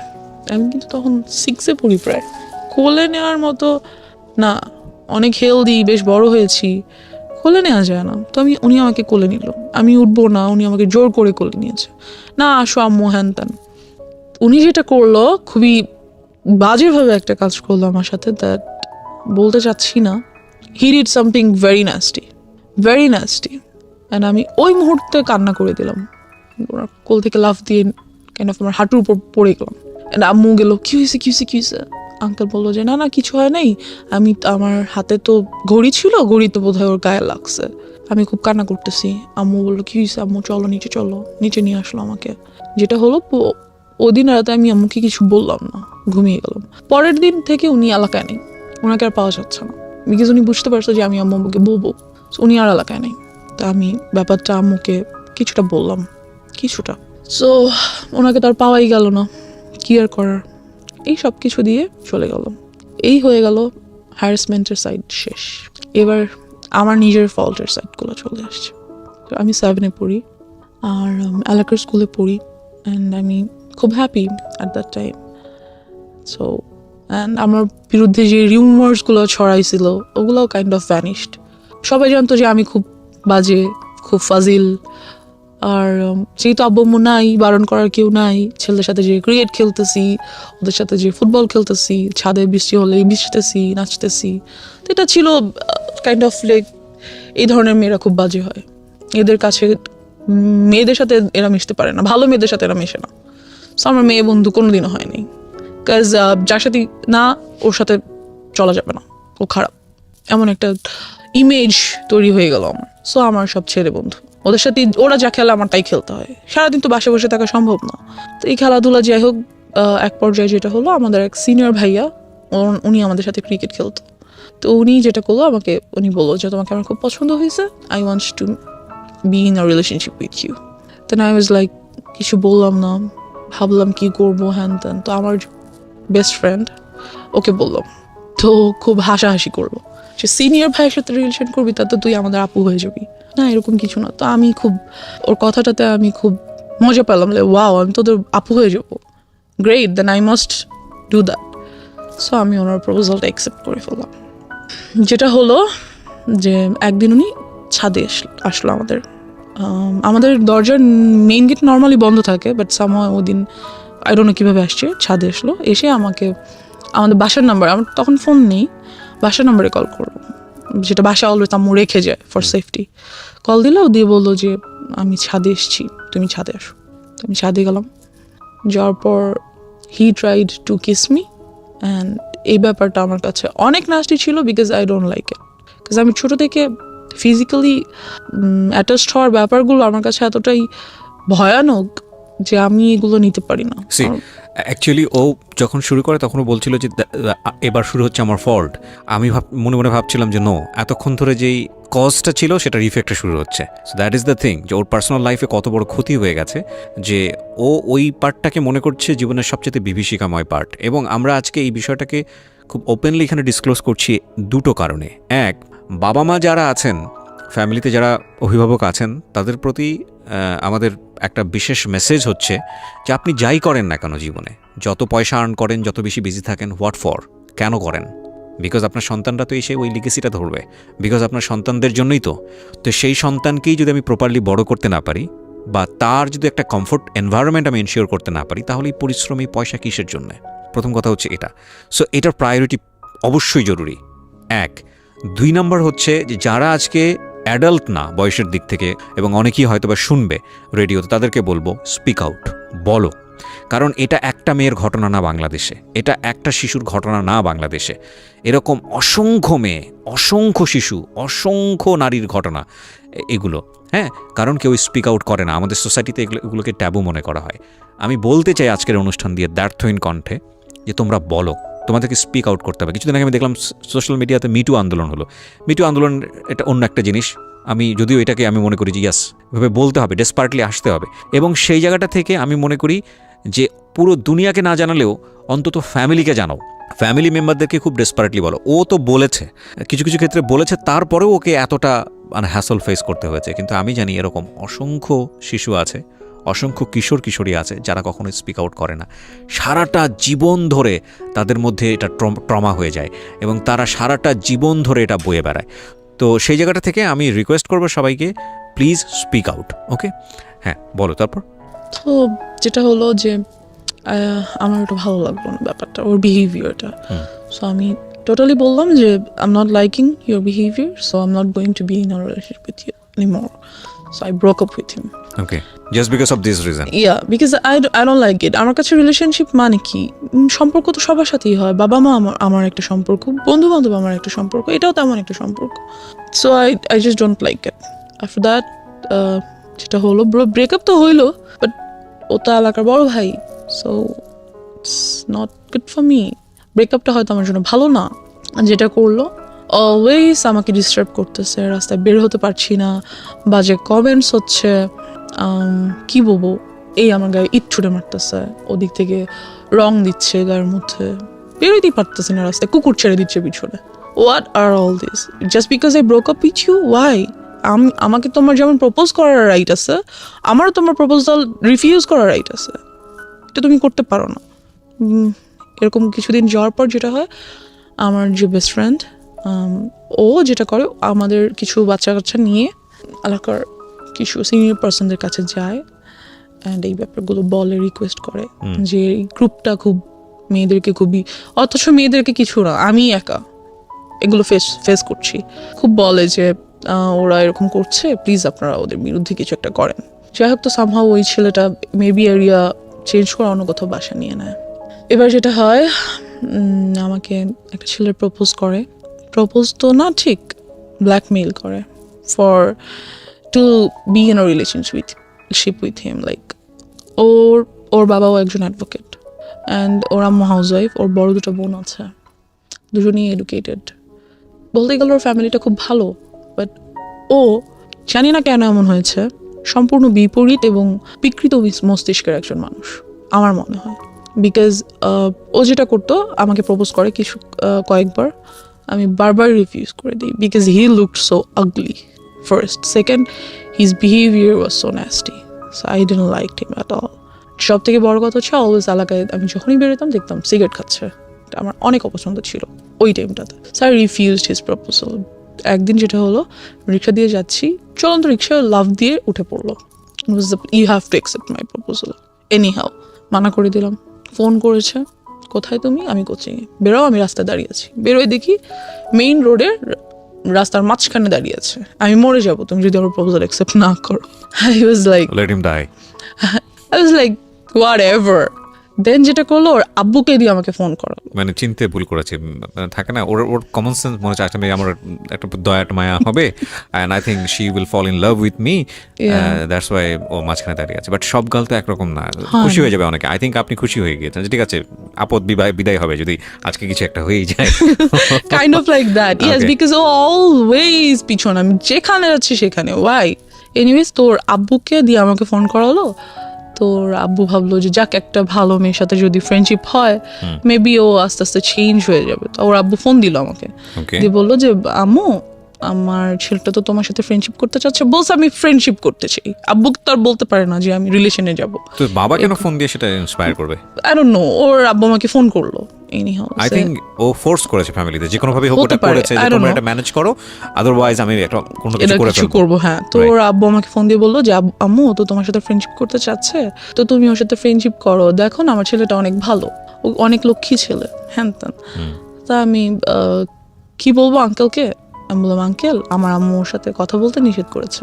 তখন আমি কিসে পড়ি? ক্লাস 8-এ পড়ি, 7-এ পড়ি, 7-এর শেষের দিকে। তো সামহাউ আমি ওর সাথে ফ্রেন্ডশিপ করলাম। আমি বললাম, no, I can't go with a relationship, but I can be your friend. সে ওখানে ওর যেটা মেইনিয়া ছিল, সে খুব সুন্দর গিটার বাজাতে পারতো, গান করতে পারতো। তো ছেলেটা বেশ ভালো বন্ধু হয়ে ওঠে আমার। মানে you was serious about him? No, আমার ফ্রেন্ড হিসেবে দেখা করে, দ্যাটস ইট। যে আমার বন্ধু, কারণ আমি মেইনলি আম্মু আব্বুকে সবকিছু বলেই করার চেষ্টা করি, ভেরি গুড, যতটুকু সম্ভব, যতটুকু পসিবল, কাজ আম্মু আব্বু তো অলওয়েজ বিজি থাকে। যাই হোক, তো একদিন অফিস থেকে আসার সময় আম্মু আমাকে ফোন করে যে তুমি কোথায়? তো আমি তো কোচিংয়ে ছিলাম সন্ধ্যায়, সেখান থেকে গান বাজনা করতে যাবো এমন কিছু, বা আড্ডা দিতে যাবো। তো আমি আম্মুকে বলি, আম্মু আমি অমুক জায়গায় আছি, তুমি আসো। তো আম্মু আসার পর আমি সবার সাথে মিট করাই, নট ওর সাথেই দেখা করাতে হবে, সবার সাথেই দেখা করাবো, বন্ধু বান্ধব সবার সাথে। তো বাট আমি ওর সাথে পরিচয় করিয়ে দিই আম্মুকে স্পেশাল ভাবে, আম্মু এটা আমার বন্ধু। তো ওর কাছে মনে হয় যে no, she is so serious about me. আম্মুর সাথে আমাকে পরিচয় করাই দিছে, তার মানে তো শেষ আমি। অ্যান্ড ও এমন কোনো ছেলে ছিল না যে খুব কারো ব্যাপারে সিরিয়াস হয়ে যেতে পারে, এমন কেউ ছিল না।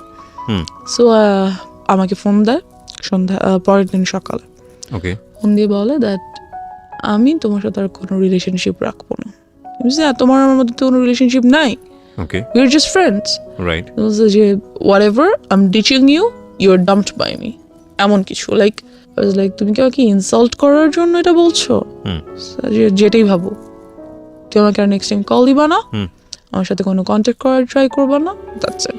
আমার এত বিরক্ত লাগে যে why did I do? তুমি আমার জন্য পাগল ছিলা, রাস্তার মাঝখানে যে দাঁড়ায় থাকতাম, যে রিলেশন করি, এখন হঠাৎ করে বলতেছো আমি তোমার সাথে কল না দিই। কি করছি আমি? আমার ফল্টসটা কোথায় আমি বুঝতেছি না। হুম। দেন হোয়াটএভার আমি ওটা বাদ দিয়ে দিই। একদিন যেটা হয় খবর আসে যে ওকে অ্যারেস্ট করে ফেলা হয়েছে hmm. Because he was dealing drugs. Okay. তো ওকে পুলিশ অ্যারেস্ট করে, এই অবস্থায় রেড হ্যান্ডেড ওকে অ্যারেস্ট করা হয়। ওকে, সো কোন ক্লাসে ছিলেন আপনি তখন? তখন আমি 8-এ পড়ি। ক্লাস 8-এ পড়েন। ও কোন ক্লাসে পড়ছিল? ও maybe intermediate or something Okay. Like that. যাই হোক, তো আমি ওর আব্বুকে ফোন করি যে আঙ্কেল এরকম এরকম এটা হয়েছে হ্যান ত্যান। তো আঙ্কেল বলে যে না আমি যাব না। যাই হোক গিয়ে বলছি আঙ্কেল আপনি আমাকে ফোন করে আপনার ছেলের সাথে ফ্রেন্ডশিপ করতে বলছেন, ও এত ভালো ছিল, তা আজকে ওকে পুলিশ কেন নিল? নিচ্ছে যখন আমি আপনাকে জানাচ্ছি আপনি যেতে চাচ্ছেন না, এখন আমাকে কি করতে বলেন? আমি কি করবো? তো তোমার কিছু করতে, বাট ওর বন্ধুরা আমাকে বারবার ফোন করছে যাতে আমি 10,000 টাকা নিয়ে যাই। বুঝতে হবে আমি ক্লাস 8-এ পড়ি, আমার কাছে 10,000 টাকা কোত্থেকে আসবে? Right. It's not possible for me. তো ওই মুহূর্তে আমি যেটা করি, আমার কানে 2টো দুল ছিল গোল্ডের, আমি এগুলো সেল করে দিই। সেল করে 9,000 সামথিং। Why you sell? কজ আপনার তো তখন অলরেডি ওর সাথে ব্রেকআপ তো বলে না, হ্যাঁ, মানে একটা আমি দূরত্ব কথা তৈরি বলবো না বা সামথিং ঝগড়া, আই ডোন্ট নো। আমার কাছে কেন যেন মনে হচ্ছিল যে আমার ওকে ওখান থেকে নিয়ে আসা উচিত। ওকে। আমার মনে হচ্ছিল যে মেবি এটা আমার করা উচিত কোনো কারণে, Okay. এটা আমি ফিল করছিলাম। ওকে। যাই হোক, তো আমি সেল করি এটা, বাকি ওই টাকাটাই আমি ওর বন্ধুদেরকে দিয়ে দিই। তো ওকে নিয়ে আসে। দেন যেটা হয় যে ওর কাছে অনেকগুলো ড্রাগস প্রোডাক্টস ছিল, লাইক কিছু ট্যাবলেটস ছিল pink, green, yellow, those are kind of ইয়াবা, আর কিছু আর বটল ছিল ইনজেকশন মেডিসিনের যে বটলগুলো। পুলিশ পেয়েছে ওর কাছ থেকে? হ্যাঁ। নাকি ও আপনি পরবর্তী না না না, ওগুলোর বাসায় ছিল। আচ্ছা। ওকে তো জামিন দিয়ে নিয়ে আসা হয়, বাসায় নিয়ে এসে। আপনি টাকা নিয়ে কোথায় যান? টাকা নিয়ে আমি কোথাও যাই না, ওর বন্ধুরা আমার বাসার সামনে থেকে এসে টাকাগুলো নিয়ে যায়। ওকে। আর ওকে নিয়ে আসে। আচ্ছা। এটা পরবর্তী কাহিনী। মানে মানে আপনি নিশ্চিত ছিলেন না যে আসলে ওদেরকে পুলিশ ধরেছে কিনা? হ্যাঁ, আমি জানতাম, আমি প্রত্যক্ষ দেখিনি। Okay, see this is another thing. মানে এমনও তো হতে পারে যে ওরা আপনার কাছ থেকে টাকা নেওয়ার জন্য সিস্টেম করেছে। বলেছে, হ্যাঁ হতে পারে। জানি না কেন যেন আমার মনে হচ্ছিল যে আমার ওকে হেল্প করা উচিত, দ্যাটস হোয়াই আমি কাজটা করেছি। How did you sell your কানের দুল? কিভাবে সেল করলেন? আমার যে বেস্ট ফ্রেন্ডটা ছিল বললাম, ওকে বলেছি যে এটা আমাকে সামহাউ, এটা আমার আজকে রাতের মধ্যে আমাকে সেল করে দিতেই হবে। ও আপনাকে সেল করে দিয়ে দিয়েছে? আমাকে সেল করে দিল। আমি জানি না ও কিভাবে কার কাছে সেল করছে। মানে ও কখনো জিজ্ঞেস করেনি যে তুমি এটা কিছু জন্য সেল করছো? হ্যাঁ, জিজ্ঞেস করেছে। আমি বলছি যে don't ask anything, just I need to sell it, দাও। তো যেটা হয়, ওই ড্রাগস প্রোডাক্টস গুলো ওর বাসায় যেগুলো ছিল সেগুলো ওর একটা বন্ধু আমাকে এনে দেয়, যে ব্যাগ দেয় আর কি। পরে আমি খুলে দেখি এগুলো আছে। কি কিসের জন্য আপনাকে দেয়? আমার কাছে রাখার জন্য দেয় এবং বলে যে প্লিজ এগুলো তোমার কাছে কয়েকদিন রাখো, এই ব্যাগটা আমরা কিছুদিন পরে এসে নিয়ে যাবো। ও তখন কোথায়? ও তখন যেদিন আমি যখন টাকা দিচ্ছি তখন ওটা আমাকে দেয়। আচ্ছা। ব্যাগটা আমাকে দেয় রাখার জন্য, যে যদি পুলিশ ওদের বাসায় সার্চ করে তাহলে এগুলো পাবে, আর যদি ওদের বাসায় পায় তাহলে ওর বাবা মাকেও অ্যারেস্ট করা হবে। ওকে। ওর কাছে অল্প কিছু জিনিস পাওয়া গেছে জন্য ওকে জামিন করা সম্ভব, আর যদি এগুলো পায় তাহলে অনেক প্রবলেম হবে। সেটা হয় আমাকে দিয়ে যায়। তো ওর রাতে ওখান থেকে আমি কিছু জিনিস আমি রেখে দিই। কি মেন্টালিটিতে এটা করেছি, কেন ভালো লাগলো, আই ডোন্ট নো কেন রাখলাম। যেগুলো ড্রাগ না, আমি জানতাম না ওগুলো কি, বাট আমি রেখেছি। কেন রেখেছি আই ডোন্ট নো। আমার কাছে মনে হলো যে আমার রাখা দরকার, বা আমি রাখি। ইট ওয়াজ ইন আ ফ্লো, আমি রাখলাম জিনিসগুলো কোনো কারণে। তো রেখে দিলাম। রাখার পর ওরা কিছুদিন পরে সে ব্যাগটা নিয়ে গেল, কথাবার্তা বলি না। যাই হোক, তো এবার ড্রাগস কিভাবে নিলাম সেটা তো চলে আসি। ওগুলো আমার কাছে ছিল বেশ অনেক দিন, আমি ওগুলো রেখে দিয়েছিলাম কিন্তু খুলিনি, ধরিনি, কিছুই না। যেটা হয় যে একদিন রাতে আম্মু আমাকে খুব বকা দিচ্ছিল, তখন আম্মু আমাকে একটা ছোট সেলফোন কিনে দেয়, ছোট্ট একটা, যাতে কোচিংয়ে গেলে বা কোথাও গেলে কথা বলা যায়। তো ওটা আমি টিপাটিপি করছিলাম, মেসেজেস দেখছিলাম। তো আম্মু এসে দেখে আমি বইয়ের সামনে রেখে ফোন ইউজ করছি। তো আম্মু খুব বকা দেয় আমাকে, প্রচণ্ড বকা দেয়, অ্যান্ড আমার পাস্ট নিয়ে অনেক কথা বলে, লাইক কখনোই তোমাকে নিয়ে আমি কোনো শান্তি পাই নাই, তুমি সবসময় আমাকে প্রবলেমস ক্রিয়েট করছো আমাদের লাইফে, তুমি এটা করছো সেটা করছো, হ্যান ত্যান, খুবই বকাবকি করে। তো এক পর্যায়ে আমি আমার উপর খুব চিল্লাই, ইট ওয়াজ মাই ফল্ট অর সামথিং, আমি করেছি ইচ্ছা করে, সামথিং লাইক দ্যাট। তো আম্মু যেটা করে, আমার ফোনটা নিয়ে ভেঙে ফেলে অ্যান্ড আমাকে রুম বাইরে থেকে লাগিয়ে চলে যায়। খুব বিরক্ত লাগে ব্যাপারটা, আমার খুব মেজাজ খারাপ লাগে যে আমি কেন আমার সাথে এই কাজটা করলো উইদাউট এনি রিজন। হঠাৎ করে এসে ফোনটা নিয়ে ভেঙে আমার সাথে রাগারাগি চিল্লাচিল্লি। আমি তো কিছু করিনি। কোন ক্লাসে তখন? আমি তখন ক্লাস 8-এ। আমার তখন টেস্ট পরীক্ষা সামনে, 8-এর টেস্ট পরীক্ষা চলছে, পরের দিন আমার ইসলাম শিক্ষা পরীক্ষা, এরকম কিছু। যাই হোক, তো আমি পড়ছিলাম but phone that's why maybe আমার রাগ করছে যে পড়ার টাইমে ওয়াই আর ইউ, ঠিক আছে সেটা তুমি বকা দিতে পারো যে ফোন কেন নিয়ে রেখেছো, বাট শি ওয়াজ লাইক তুই এটা করছিস ওটা করছিস। তো আম্মু আমাকে রেখে চলে গেল, রাতে খাবার দিল, খেলাম না, ঘুমাতে যাব। আম্মু ওদিন আমার সাথে আমার রুমে ঘুমাবে, যা ঘুমাচ্ছে। তো আমার ব্যাপারগুলো এত খারাপ লাগছিল যে আসলেই মেবি আমি আমার আব্বুর লাইফে অনেক বড় একটা প্রবলেম আমার জন্য, হয়তো বা আসলেই তারা অনেক সাফার করছে, যেহেতু আমার জন্য পুলিশের কাছে যেতে হয়েছে, এলাকায় প্রবলেম হয়েছে, a lot of things they had to suffer for me, so I was like আমার মেবি বাসা থেকে চলে যাওয়া উচিত, হয়তো আমি না থাকলে আব্বু আম্মুর কোনো প্রবলেম হবে না, তো তারা কি বলবো তাদের সব প্রবলেম সলভ হয়ে যাবে, আমি হয়তো তাদের প্রবলেম। আমি যেটা করলাম, রাত্রে প্রায় 1:30টার দিকে ঘুম থেকে উঠে বাসা থেকে বের হয়ে গেলাম। And you don't know আপনি কোথায় যাচ্ছেন? No, I don't know. আমার জাস্ট মনে হচ্ছিল আমি হয় মারা যাবো, আদারওয়াইজ এই বাসায় থাকবো না। ওকে। বিকজ আমি হচ্ছি এই বাসার প্রবলেম, আমি নাই তো বাসাটা শান্তি থাকবে, বিকজ আম্মুর কথায় আমার এমনই মনে হচ্ছিল। তো আমি বের হয়ে গেলাম, বের হয়ে রাস্তা একটু সামনে যেয়ে বসে রইলাম, একটা বাসার সামনে বসে রইলাম। তো তখন মনে হচ্ছিল যে আমি বাসায় চলে যাই, বাসায় চলে যাই। আম্মু ঘুম থেকে উঠার আগে বা এটা জানতে পারার আগে যে আমি বাসায় নেই, আমি বাসায় চলে যাই। আর ভাবলাম না, যাবো না, like I was confused and এর মধ্যে অনেক রাত হয়ে গেছে। তো যেটা হলো, আব্বু ঘুম থেকে উঠে গেল এবং দেখলো আমি নেই। এলাকায় কিছু লোককে ফোন দিল, এক পর্যায়ে অনেক টাইম হয়ে গেল আর কি, প্রায় ভোর হয়ে আসছে, তখন আব্বু পুলিশকে ফোন করলো। আব্বু পরিচিত ছিল থানার পুলিশদের সাথে, তো ফোন করলো যে দেখেন কোথাও আছে কিনা। তো টহলদার যে পুলিশরা ছিল আমাকে পেলো অ্যান্ড বাসায় নিয়ে আসলো। অ্যান্ড আব্বু আমাকে কিছুই বললো না, কোনো বকাঝকা করলো না, কিছু করলো না, বিকজ আব্বু নিউ দ্যাট আম্মু আমাকে এমন কিছু একটা বলছে যার জন্য আমি কাজটা করছি। তো আব্বু আমাকে জাস্ট বললো যে নেক্সট টাইম যদি কখনো তুমি বাইরে যেতে চাও, রাতে ঘুরতে যেতে ইচ্ছে করে, তাহলে বাবাকে বলবা, আমি তোমাকে নিয়ে যাবো। I was like wow great. But আমার এইটাতে হয়তো আমার ফিল করা উচিত ছিল যে না, বাবা আমাকে একটা চান্স দিছে, I should take it. But আমার কেন যেন খুব বিরক্ত লাগছিল, বকা দিল না কেন আমাকে, আমি রাতের বেলা বের হয়ে গেছি, আমাকে অবশ্যই বকা দেওয়া দরকার ছিল, দিল না কেন, কেমন যেন লাগছিল। এরপর থেকে যেটা হলো, আম্মুর সাথে আমার আর কোনো কমিউনিকেশন হচ্ছে না, কথাবার্তা হচ্ছে না। আর আমার খুব মাথা ব্যথা হতো, মনে হতো যে মাথা ব্যথায় মাথা ফেটে যাচ্ছে, এত মাথা ব্যথা হতো। যেটা হলো, আমি যাতে কোনোভাবে লাইক আর হ্যারাসড না হই, এই থটটা থেকে আমি অনেক বন্ধুদের সাথে, এমন ছেলেদের সাথে ফ্রেন্ডশিপ করেছিলাম যে যারা আমাকে টিস করতে পারে। করার কারণ হচ্ছে এটা যে ওরাই যখন আমার ফ্রেন্ড হবে তখন ওরা আর আমাকে টিস করবে না বা আমাকে কোনো প্রবলেম করবে না। তো ওদের মধ্যে থেকে একজন আমাকে বললো কি যে তুই সিগারেট খা, সিগারেট খেলে যেটা হবে মাথা ব্যথা করবে না। তো আমি সেই কাজটাই করলাম, সিগারেট খেলাম।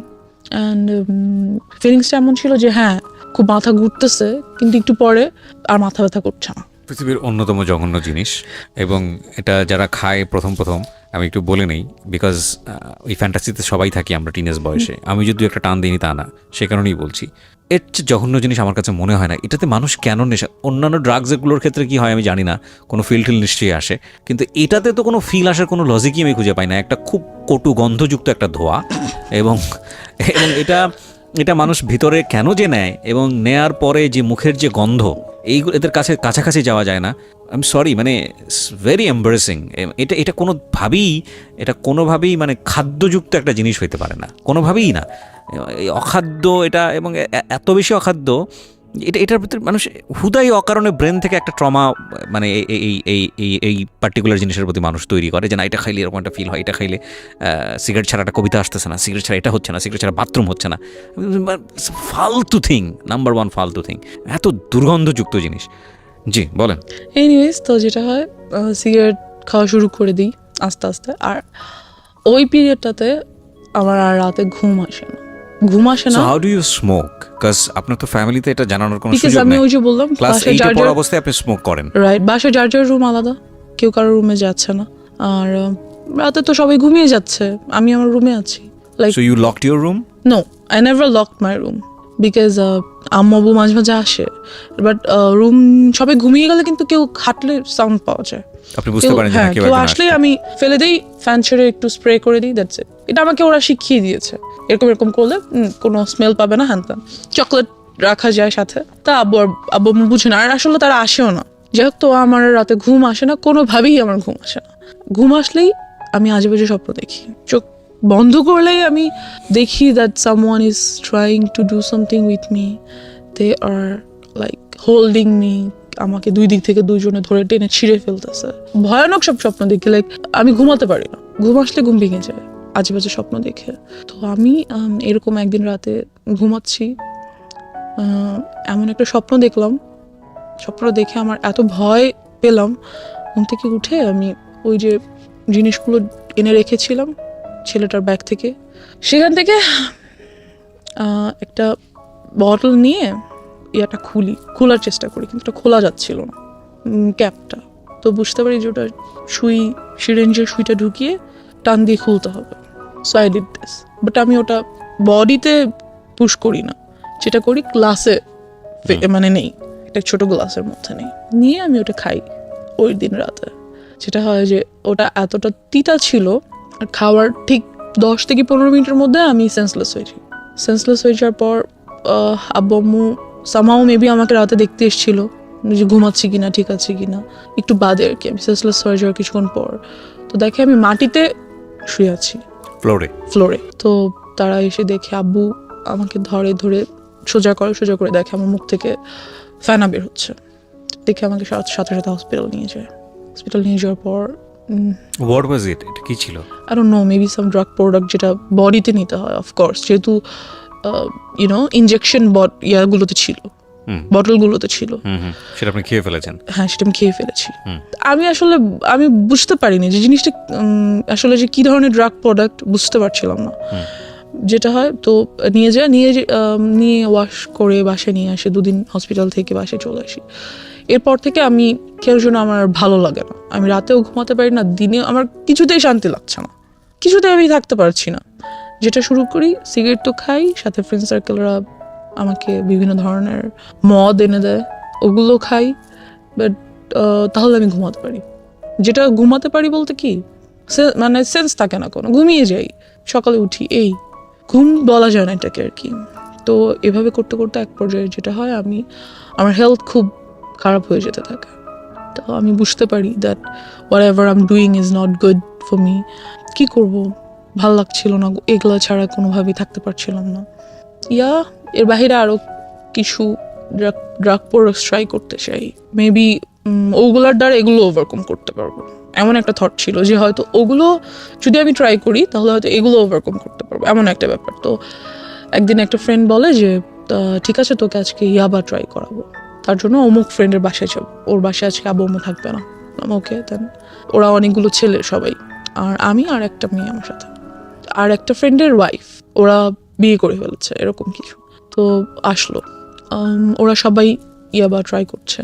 তো যখন আমার টার্ন আসলো আর কি, আমার কাছে খুব ভয় লাগছিল যে আমি কি আসলে এটা করবো, কারণ যেটা নেওয়ার সাথে সাথে আমি দেখতেছিলাম সবাই শুয়ে পড়তেছে, যেই এটা ট্রাই করতেছে শুয়ে পড়তেছে, লাইক সেন্সলেস হয়ে যাচ্ছে আর সামথিং, নেশাগ্রস্ত হয়ে যাচ্ছে। তো আমার খুব ভয় লাগছিল যে আমি কি আসলে এটা করব। তো ভাবলাম যে করব না, খুব ভয় পাচ্ছিলাম, ওখান থেকে চলে আসি সামহাও। তো ওরা আমাকে যেতে খুব মানা করে। তো ওদের মধ্যে থেকে 2 জন অপরিচিত ছেলেও ছিল, ওরা নিচ্ছিল না, ওদের আমার আগে নেওয়ার কথা ছিল। 2টা কারণে আমি ভয় পেয়েছিলাম, ওদের আমার আগে নেওয়ার কথা ছিল, বাট ওরা নিচ্ছিল না। তো আমি ভাবলাম যে হয়তো হতে পারে যে আমাকে এজন্য এখানে আনা হয়েছে যে আমি ড্রাগসটা নিব, then they are going to do something with. আমার ব্রেনে শুধু এটাই কাজ করছিল, দ্যাটস আমি নিলাম না, চলে আসলাম ওখান থেকে। ড্রাগ অ্যাডিকশনের মধ্যে তাহলে কিছুই পড়ে না, শুধু পরে আমি খুব সিগারেট খেতাম, অ্যান্ড এলাকার সবাই এটা জানতো, আব্বুকে খুব বিচার দিত। তো একদিন আব্বু আমাকে সরাসরি এসে ধরার জন্য রাতে ঘুমায় না, বিকজ পাশের বিল্ডিং এর লোকের আব্বুকে এটা বলতো সিগারেট খায় আমরা দেখি, হ্যাঁ ছাদে যেয়ে খায় বা বারান্দায় বসে খায় আমরা দেখি। তো একদিন রাতে আব্বু ঘুমায় না, আমি সিগারেট খাচ্ছি, এরই মধ্যে আব্বু রুমে এন্টার করে। আমি বুঝতে পারি না, বিকজ ফ্যান চলছিল, আমি খেয়াল করি না, শব্দ পাই না। তো আব্বু এসে আমার সামনে এসে দাঁড়িয়ে he says you have cigarettes, I say, yes. কিছু করার নেই, আমাকে তো দেখে ফেলেছে। Then he says, আমাকেও দাও, আমিও একটু খাবো। বাবা কখনো সিগারেট তো দূরের কথা, চাও খায় না, কিছুই খায় না, কোনো ধরনের আউট ভাত বা নর্মাল খাবার ছাড়া আউট কোনো কিছু বাবা খায় না। He said, আমাকেও একটু দাও, আমি খাবো। কেন খাও, কি ভালো লাগে, বকা দেয় না আমাকে কোনো। সো আব্বু ওদিন সারা রাত আমার সাথে অনেক গল্প করে, তার লাইফ সম্পর্কে অনেক কিছু বুঝায়। দেন যেটা হয় যে আমি বুঝতে পারি, বাট সিগারেট ছেড়ে দেওয়াটা তো ইজি না, and I couldn't do that. তো আমার যে বেস্ট ফ্রেন্ডের কথা বলছিলাম, সবই জানতো মোটামুটি। এক পর্যায়ে আমাকে প্রপোজ করে that yes I like you so much and I think you must be my. ও জানতো যে আপনার এই আদ্যপান্ত সব জানতো? হ্যাঁ, ও সব কিছু জানতো, ও ছোট থেকে আমার সাথে ছিল। অ্যান্ড আপনার এই ধরনের অ্যাক্টিভিটিসে আপনার পড়াশোনায় কোনো ক্ষতি হতো না? হ্যাঁ, অফকোর্স আমার রেজাল্ট অলওয়েজ খারাপ হতো, পড়াশোনায় মনোযোগ ছিল না, এরকম চিন্তা কিছু। করে দেখেন, একটা root cause basically sexual harassment, and ওই জায়গাটা থেকে একটা মেয়ের জীবনটাকে কিভাবে অন্যদিকে নিয়ে যাচ্ছে। ওকে, তো ওর প্রপোজালটা আমি অ্যাকসেপ্ট করে ফেলি। ও আমার ক্লাসমেট, অ্যান্ড বাট ও জানি না ও ইচ্ছা করে কি না বা আল্লাহ প্রদত্ত হতে পারে, ওর সাথে থাকার কারণে দেখা গেছে আমি অনেক কিছু স্কিপ করতাম। লাইক হ্যাঁ আচ্ছা কোচিংয়ে যাও, প্লিজ যাও পড়ো, ওকে আমার নোটটা নাও, লাইক পড়াশোনার ব্যাপারেও আমাকে খুব হেল্প করতো। অ্যান্ড যেটা হতো যে যেই জিনিসটাতে আমি ভয় পেতাম, like if somebody touches me, আমি এটা কখনো নিতে পারতাম না যে কেউ আমাকে টাচ করতেছে। আমার কাছে এসে কোনো ছেলে বসলেও আমার বিরক্ত লাগতো, ভালো লাগতো না। আমি হ্যালুসিনেট করতাম that he is coming towards me, trying to touch me, something like that. আমি মেন্টালি লাইক কি বলবো, উইক হয়ে যাচ্ছিলাম। বাট এই কাজটাও কখনো করতো না, যেটা আমাকে ওর কাছে খুব কমফোর্ট ফিল করতাম। Okay okay, because he never use to do this, যেটা আমার ছেলেদের প্রতি অলওয়েজ থিঙ্কিং ছিল, এই কাজটাও করতো না কখনো আমার সাথে। So he was like very friendly with me, helpful, lovable, something like that. তো নোট করে দিত, আমার সব নোটও করে দিত, হোমওয়ার্ক করে দিত, লাইক ও আমাকে ইন্সপায়ার করতো সব কিছুতে, আমাকে বুঝায় বলতো। I use to cry with him that I had all this in my life. সাধারণত বেসিক্যালি দেখা যায় কি, যে কোনো ছেলে যদি রিলেশনশিপে যেতে চায়, তারা কখনোই এমন একটা মেয়ের সাথে রিলেশনশিপ করবে না যার লাইফে এই ধরনের হিস্ট্রি ছিল। I guess no. অ্যান্ড কোর্সটা তো গুড, অ্যাটলিস্ট ওরা একবার হলেও বলবে যে তুই এগুলো করে আসছিস। যখন একদম টেম্পার লুজ করে তখন এগুলো রেকর্ড দেয়, আর ওকে অ্যাবিউজ করবে, আর ওকে ইউনো কি বলবো, একটু আন্ডার এস্টিমেট করবে। বাট যেটা ওর ক্ষেত্রে হতো, কখনোই এই কাজগুলো আমার সাথে করতো না। আর অলওয়েজ আমাকে খুব ইন্সপায়ার করতো that it's okay, you are going to overcome all this, it's fine. How your family treated you? Because you know বাবা জেনে গেল যে তুমি সিগারেট করছো, আমি তোমাকে তুমি করেই বলি, বিকজ তুমি আমার অনেক ছোট হবা, এতক্ষণ পরে তুমি চলে এসছো। সো তুমি সিগারেট নিচ্ছ এবং তোমার বাবা তোমার সাথে বিষয়গুলো শেয়ার করছে, তারও পার্সোনাল লাইফ শেয়ার করছে, তার মানে খুব ইন্টেলিজেন্টলি সেই জিনিসটাকে ডিল করছিল, এবং সে খুব ভালোভাবে বুঝতে পারছিল যে আমার মেয়েকে যদি আমি এখন খুব অতিরিক্ত শাসনের জায়গায় নিয়ে যাই, সে আরও বেশি খারাপ হয়ে যেতে পারে। সো খুব ইন্টেলিজেন্টলি সে ডিল করছিল। বাট এটা নিয়ে কি তোমার বাবা মার মধ্যে কোনো ধরনের কোনো ঝামেলা দেখতা? তারা কি বলবো, তোমাকে নিয়ে ঝগড়া করা বা না, তাহলে? আমার আব্বু আম্মু খুব কাম, আগেই তো বলেছি, তারা ঝগড়া করতো না, বাট টেন্সড থাকতো অফকোর্স। মাঝে মাঝে যদি আমি যেহেতু রাতে ঘুমাতে পারি না, স্টিল পারি না, আমি যদি উঠে তাদের রুমের কাছাকাছি যাই। তুমি রাতে ঘুমানো বলে আমার অনুষ্ঠানগুলো শুনেছো, that's why you are here. এটা আমি একটু জাস্ট খালি বলে দিলাম। ও কোনো অ্যান্ড্রয়েড ইউজ করে না, এবং এটার পিছনে একটা রিজন আছে। রিজনটা কি বলো তো? রিজন হচ্ছে যেহেতু লাইফে অলরেডি এত কিছু হয়ে গেছে, অ্যান্ড্রয়েড ইউজ করা মানে বাবা মা চিন্তা করে অ্যান্ড্রয়েড ইউজ করলে অনেক কিছু, আর অ্যান্ড্রয়েড পাওয়া যায় না। হ্যাঁ, পাওয়া যায় না এমন তো কিছু নাই অ্যান্ড্রয়েডে, সব কিছু পাওয়া যায়। আমি আরো ইনফরমেশন জানবো, হয়তো আরো অনেক কিছুর ব্যাপারে জ্ঞান খুলে যাবে, সেগুলো ট্রাই করতে চাই। আরো বেশি ডিরেইলড হয়ে যেতে পারো তুমি, লাইক যখন তুমি ড্রাগের কাছে চলে গিয়েছো। সো দ্যাটস ওয়াই ওনারা বলেছে যে তুমি এটা থেকে দূরে থাকো, এবং আলটিমেটলি তুমি এটা এগ্রিও করেছো। অফকোর্স। সো তুমি তো আসলে অবাধ্য না, যেটা মনে হয়েছে।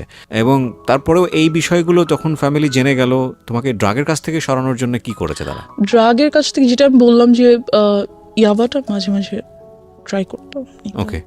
তো ওটার জন্য আমাকে রিহ্যাবে পাঠানো হয়েছিল। এক পর্যায়ে তারা রিহ্যাবে পাঠালো? হ্যাঁ, যখন বাবা জেনে যায়। কোন ক্লাসে ছিলে তখন তুমি? 9-এ। ক্লাস 9-এ। আচ্ছা, তারপর? বেশি দিন আমি ছিলাম না অবশ্য সেখানে। বেশি দিন কি, আই মিন টু সে, ওখানকার ডাক্তারদের সাথে খুব কথাবার্তা হতো, আর যা ট্রিটমেন্ট ছিল বাসাই তা চলতো। বিভিন্ন ধরনের মেডিসিনস অ্যান্ড ট্রিটমেন্টস ওগুলো বাসায়ই হতো। এই তারপর আস্তে আস্তে সেগুলো থেকে চলে যাই, অ্যান্ড আল্লাহর রহমতে আমি এখন কোনো কিছুই আর নিই না, nothing, I am totally out of it. এখন তো ফ্যামিলি সবকিছু জানে তোমার সম্পর্কে, হ্যাঁ তো সবকিছু জানার পরে তারপরে সবকিছু বলতে জানে আর কি, মানে ডেফিনেটলি তুমি যেগুলো এখানে যেগুলো বলেছো সেগুলো থেকে আমার কাছে মনে হয়েছে যে অনেক কিছুই জানে। তো এরপরে তোমার প্রতি তাদের যে আচরণটা, সে আচরণটা কি তোমাকে কমফোর্ট দেয় ফ্যামিলি এনভায়রনমেন্টে? হ্যাঁ of course comfort, they are a comfort zone for me, of course they are, because আমার আব্বু খুব ইন্টেলিজেন্টলি সব কিছু হ্যান্ডেল করে। দে ফিলস যে হ্যাঁ আমার ওকে কন্ট্রোল করা দরকার, আর আমাকে ম্যানেজ করা দরকার, মেনটেন করা দরকার, বাট ওকে টর্চার করে না, মেন্টালিও না ফিজিক্যালিও না, because they knows about it. আসলে ওনারা ওনাদের জায়গা থেকে বেস্ট ট্রাই করেছে আমার মনে হয়, এর থেকে বেশি কি করবে। আর একটা বাবা মা যখন বাবা মাদের বয়স যদি বলি, আমার আব্বু আম্মুর বয়স, সেই সময়টাতে তো বাচ্চারা ফ্রি ভাবে ঘোরাফেরা করতো, কেউ কিছু বলতো না, সবার মেন্টালিটি অনেক ভালো ছিল, সাফ ছিল। ডেফিনেটলি কিন্তু- we are not accusing anybody, but সিচুয়েশনে যখন একটা শিশু বড় হচ্ছে কোন একটা পার্টিকুলার সিচুয়েশনে, ওই সিচুয়েশনে চারপাশে যা থাকবে সেটাকেই সে অ্যাবজর্ব করবে। রাইট, ওই সিচুয়েশনটা যদি তার জন্য প্রতিকূল হয়, সেটাকে সেভ করার দায়িত্ব প্রথমত বাবা মার। সমাজ তো অবশ্যই, পরিবার তো অবশ্যই, তাদের একটা ভূমিকা আছে, এবং সেই জায়গায় অনেক বড় বড় ল্যাক আছে আমাদের, বিশেষ করে নারী শিশুদের ক্ষেত্রে, নারীদের ক্ষেত্রে, এবং অফকোর্স শিশুদের ক্ষেত্রেই আমি বলবো। এবং এই যে ধরনের যৌন নির্যাতন, এই নির্যাতন এটা কিন্তু শুধু বাংলাদেশের সিনারি না, এটা কিন্তু সারা ওয়ার্ল্ডেরই সিনারিও। এবং সেখানে আমরা দেখি যে স্পোক পারসন, মানে যারা এই বিষয়গুলো নিয়ে কথা বলেন, তারা ইনডিটেলি জান না কি হয়। এবং খুব ভালো, আমি তোমাকে মানে স্যালুট করি যে সামহাও কাউকে না কাউকে তো এগিয়ে আসতে হবে, কাউকে না কাউকে তো বলতে হবে।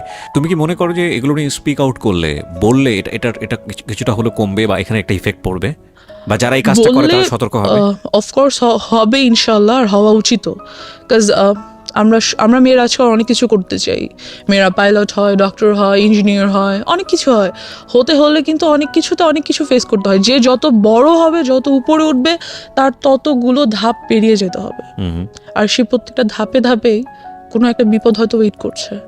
সে যদি নাই জানে যে কোনো একটা বিপদ আমার জন্য ওয়েট করছে আমার মতো, তাহলে সেটা সে ওভারকাম করবে কিভাবে, তা তো জানতে হবে। কিন্তু আমার জায়গাটা হচ্ছে ওইটাই, যে যারা সুযোগটা নিল, লাইক তোমার স্কুল টিচার, ইভেন গাড়ির ড্রাইভার, ইভেন তোমার বাসার কাজের লোক, ইভেন কাজের মিস্ত্রি, কেউই তো বাদ যায়নি, রাইট?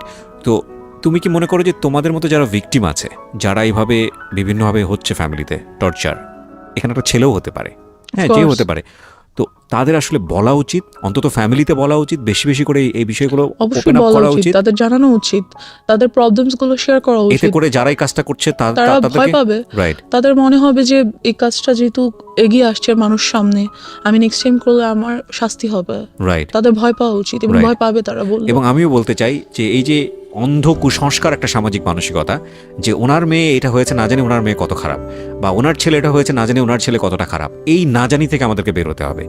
কে কি মনে করলো না করলো, সেই জায়গাটায় যদি কোনো ইনজাস্টিস থাকে, এবং সেই ইনজাস্টিসটাকে আপনি নিজের সম্মানের জায়গাটা থেকে যদি মনে করেন যে ওকে আমি এই ইনজাস্টিসটাকে মেনে নিচ্ছি নিজের সম্মানের জায়গা থেকে, ফাইনালি আপনার সম্মান থাকে না আসলে, এটা কোনো না কোনোভাবে এটা কিন্তু আপনি হ্যারাসমেন্টের শিকার হচ্ছেনই। So you are right now 19, এবং আমি মনে করি যে জীবনে আরও অনেক অনেক অভিজ্ঞতা সামনে আছে, অ্যান্ড ইনশাল্লাহ it will be positive for you. আমি ডেফিনেটলি থ্যাঙ্কস জানাই তোমার বাবা মাকে, তারা তোমাকে অনেক লিবার্টি দিয়ে বড় করছেন, বাট এই জায়গাগুলো আমার মনে হয় না তোমার ক্ষেত্রে তুমি যে পরিমাণ সাফার হয়েছে, তোমার ইয়াঙ্গারের ক্ষেত্রে অতটা সাফার হওনি, কারণ তোমার একটা অভিজ্ঞতা ছিল, সো তোমার জায়গাটা থেকে তুমি ওকে শেল্টার দিতে পেরেছো। সো সেই জায়গাটা থেকে আমি মনে করি যে ডেফিনেটলি আজকের এই এপিসোডটা অনেকের জন্যই লার্নিং হবে, এবং আমি তোমার জন্য উইশ করি যে তোমার একটা বেটার ফিউচার হোক, এবং তুমি রাইট নাও 19, এবং তুমি অনেক ভালো পড়াশোনা করো, তোমার লাইফের যে এম আছে সেই জায়গাগুলোতে তুমি খুব ভালো করো। আর দিন শেষে যাই কিছু করি না কেন, আমাদের একটা জিনিস মাথায় রাখতে হবে, we live in the society, we live in the family, এবং আমাদের যে প্রবলেমগুলো আছে সেগুলো হয়তো আমাদের কিওর করতে হবে, but we can deny our society, we can deny our family. So বাবা মা যাই কিছু করুক না কেন, যেটাই কিছু করুক না কেন, তারা আমাদের বেস্ট গিফট আমাদের দুনিয়াতে, এবং we have to respect them, এটা হচ্ছে শেষ কথা। So thank you so much আমার এখানে আসার জন্য, wish you best of luck. Thank you so much.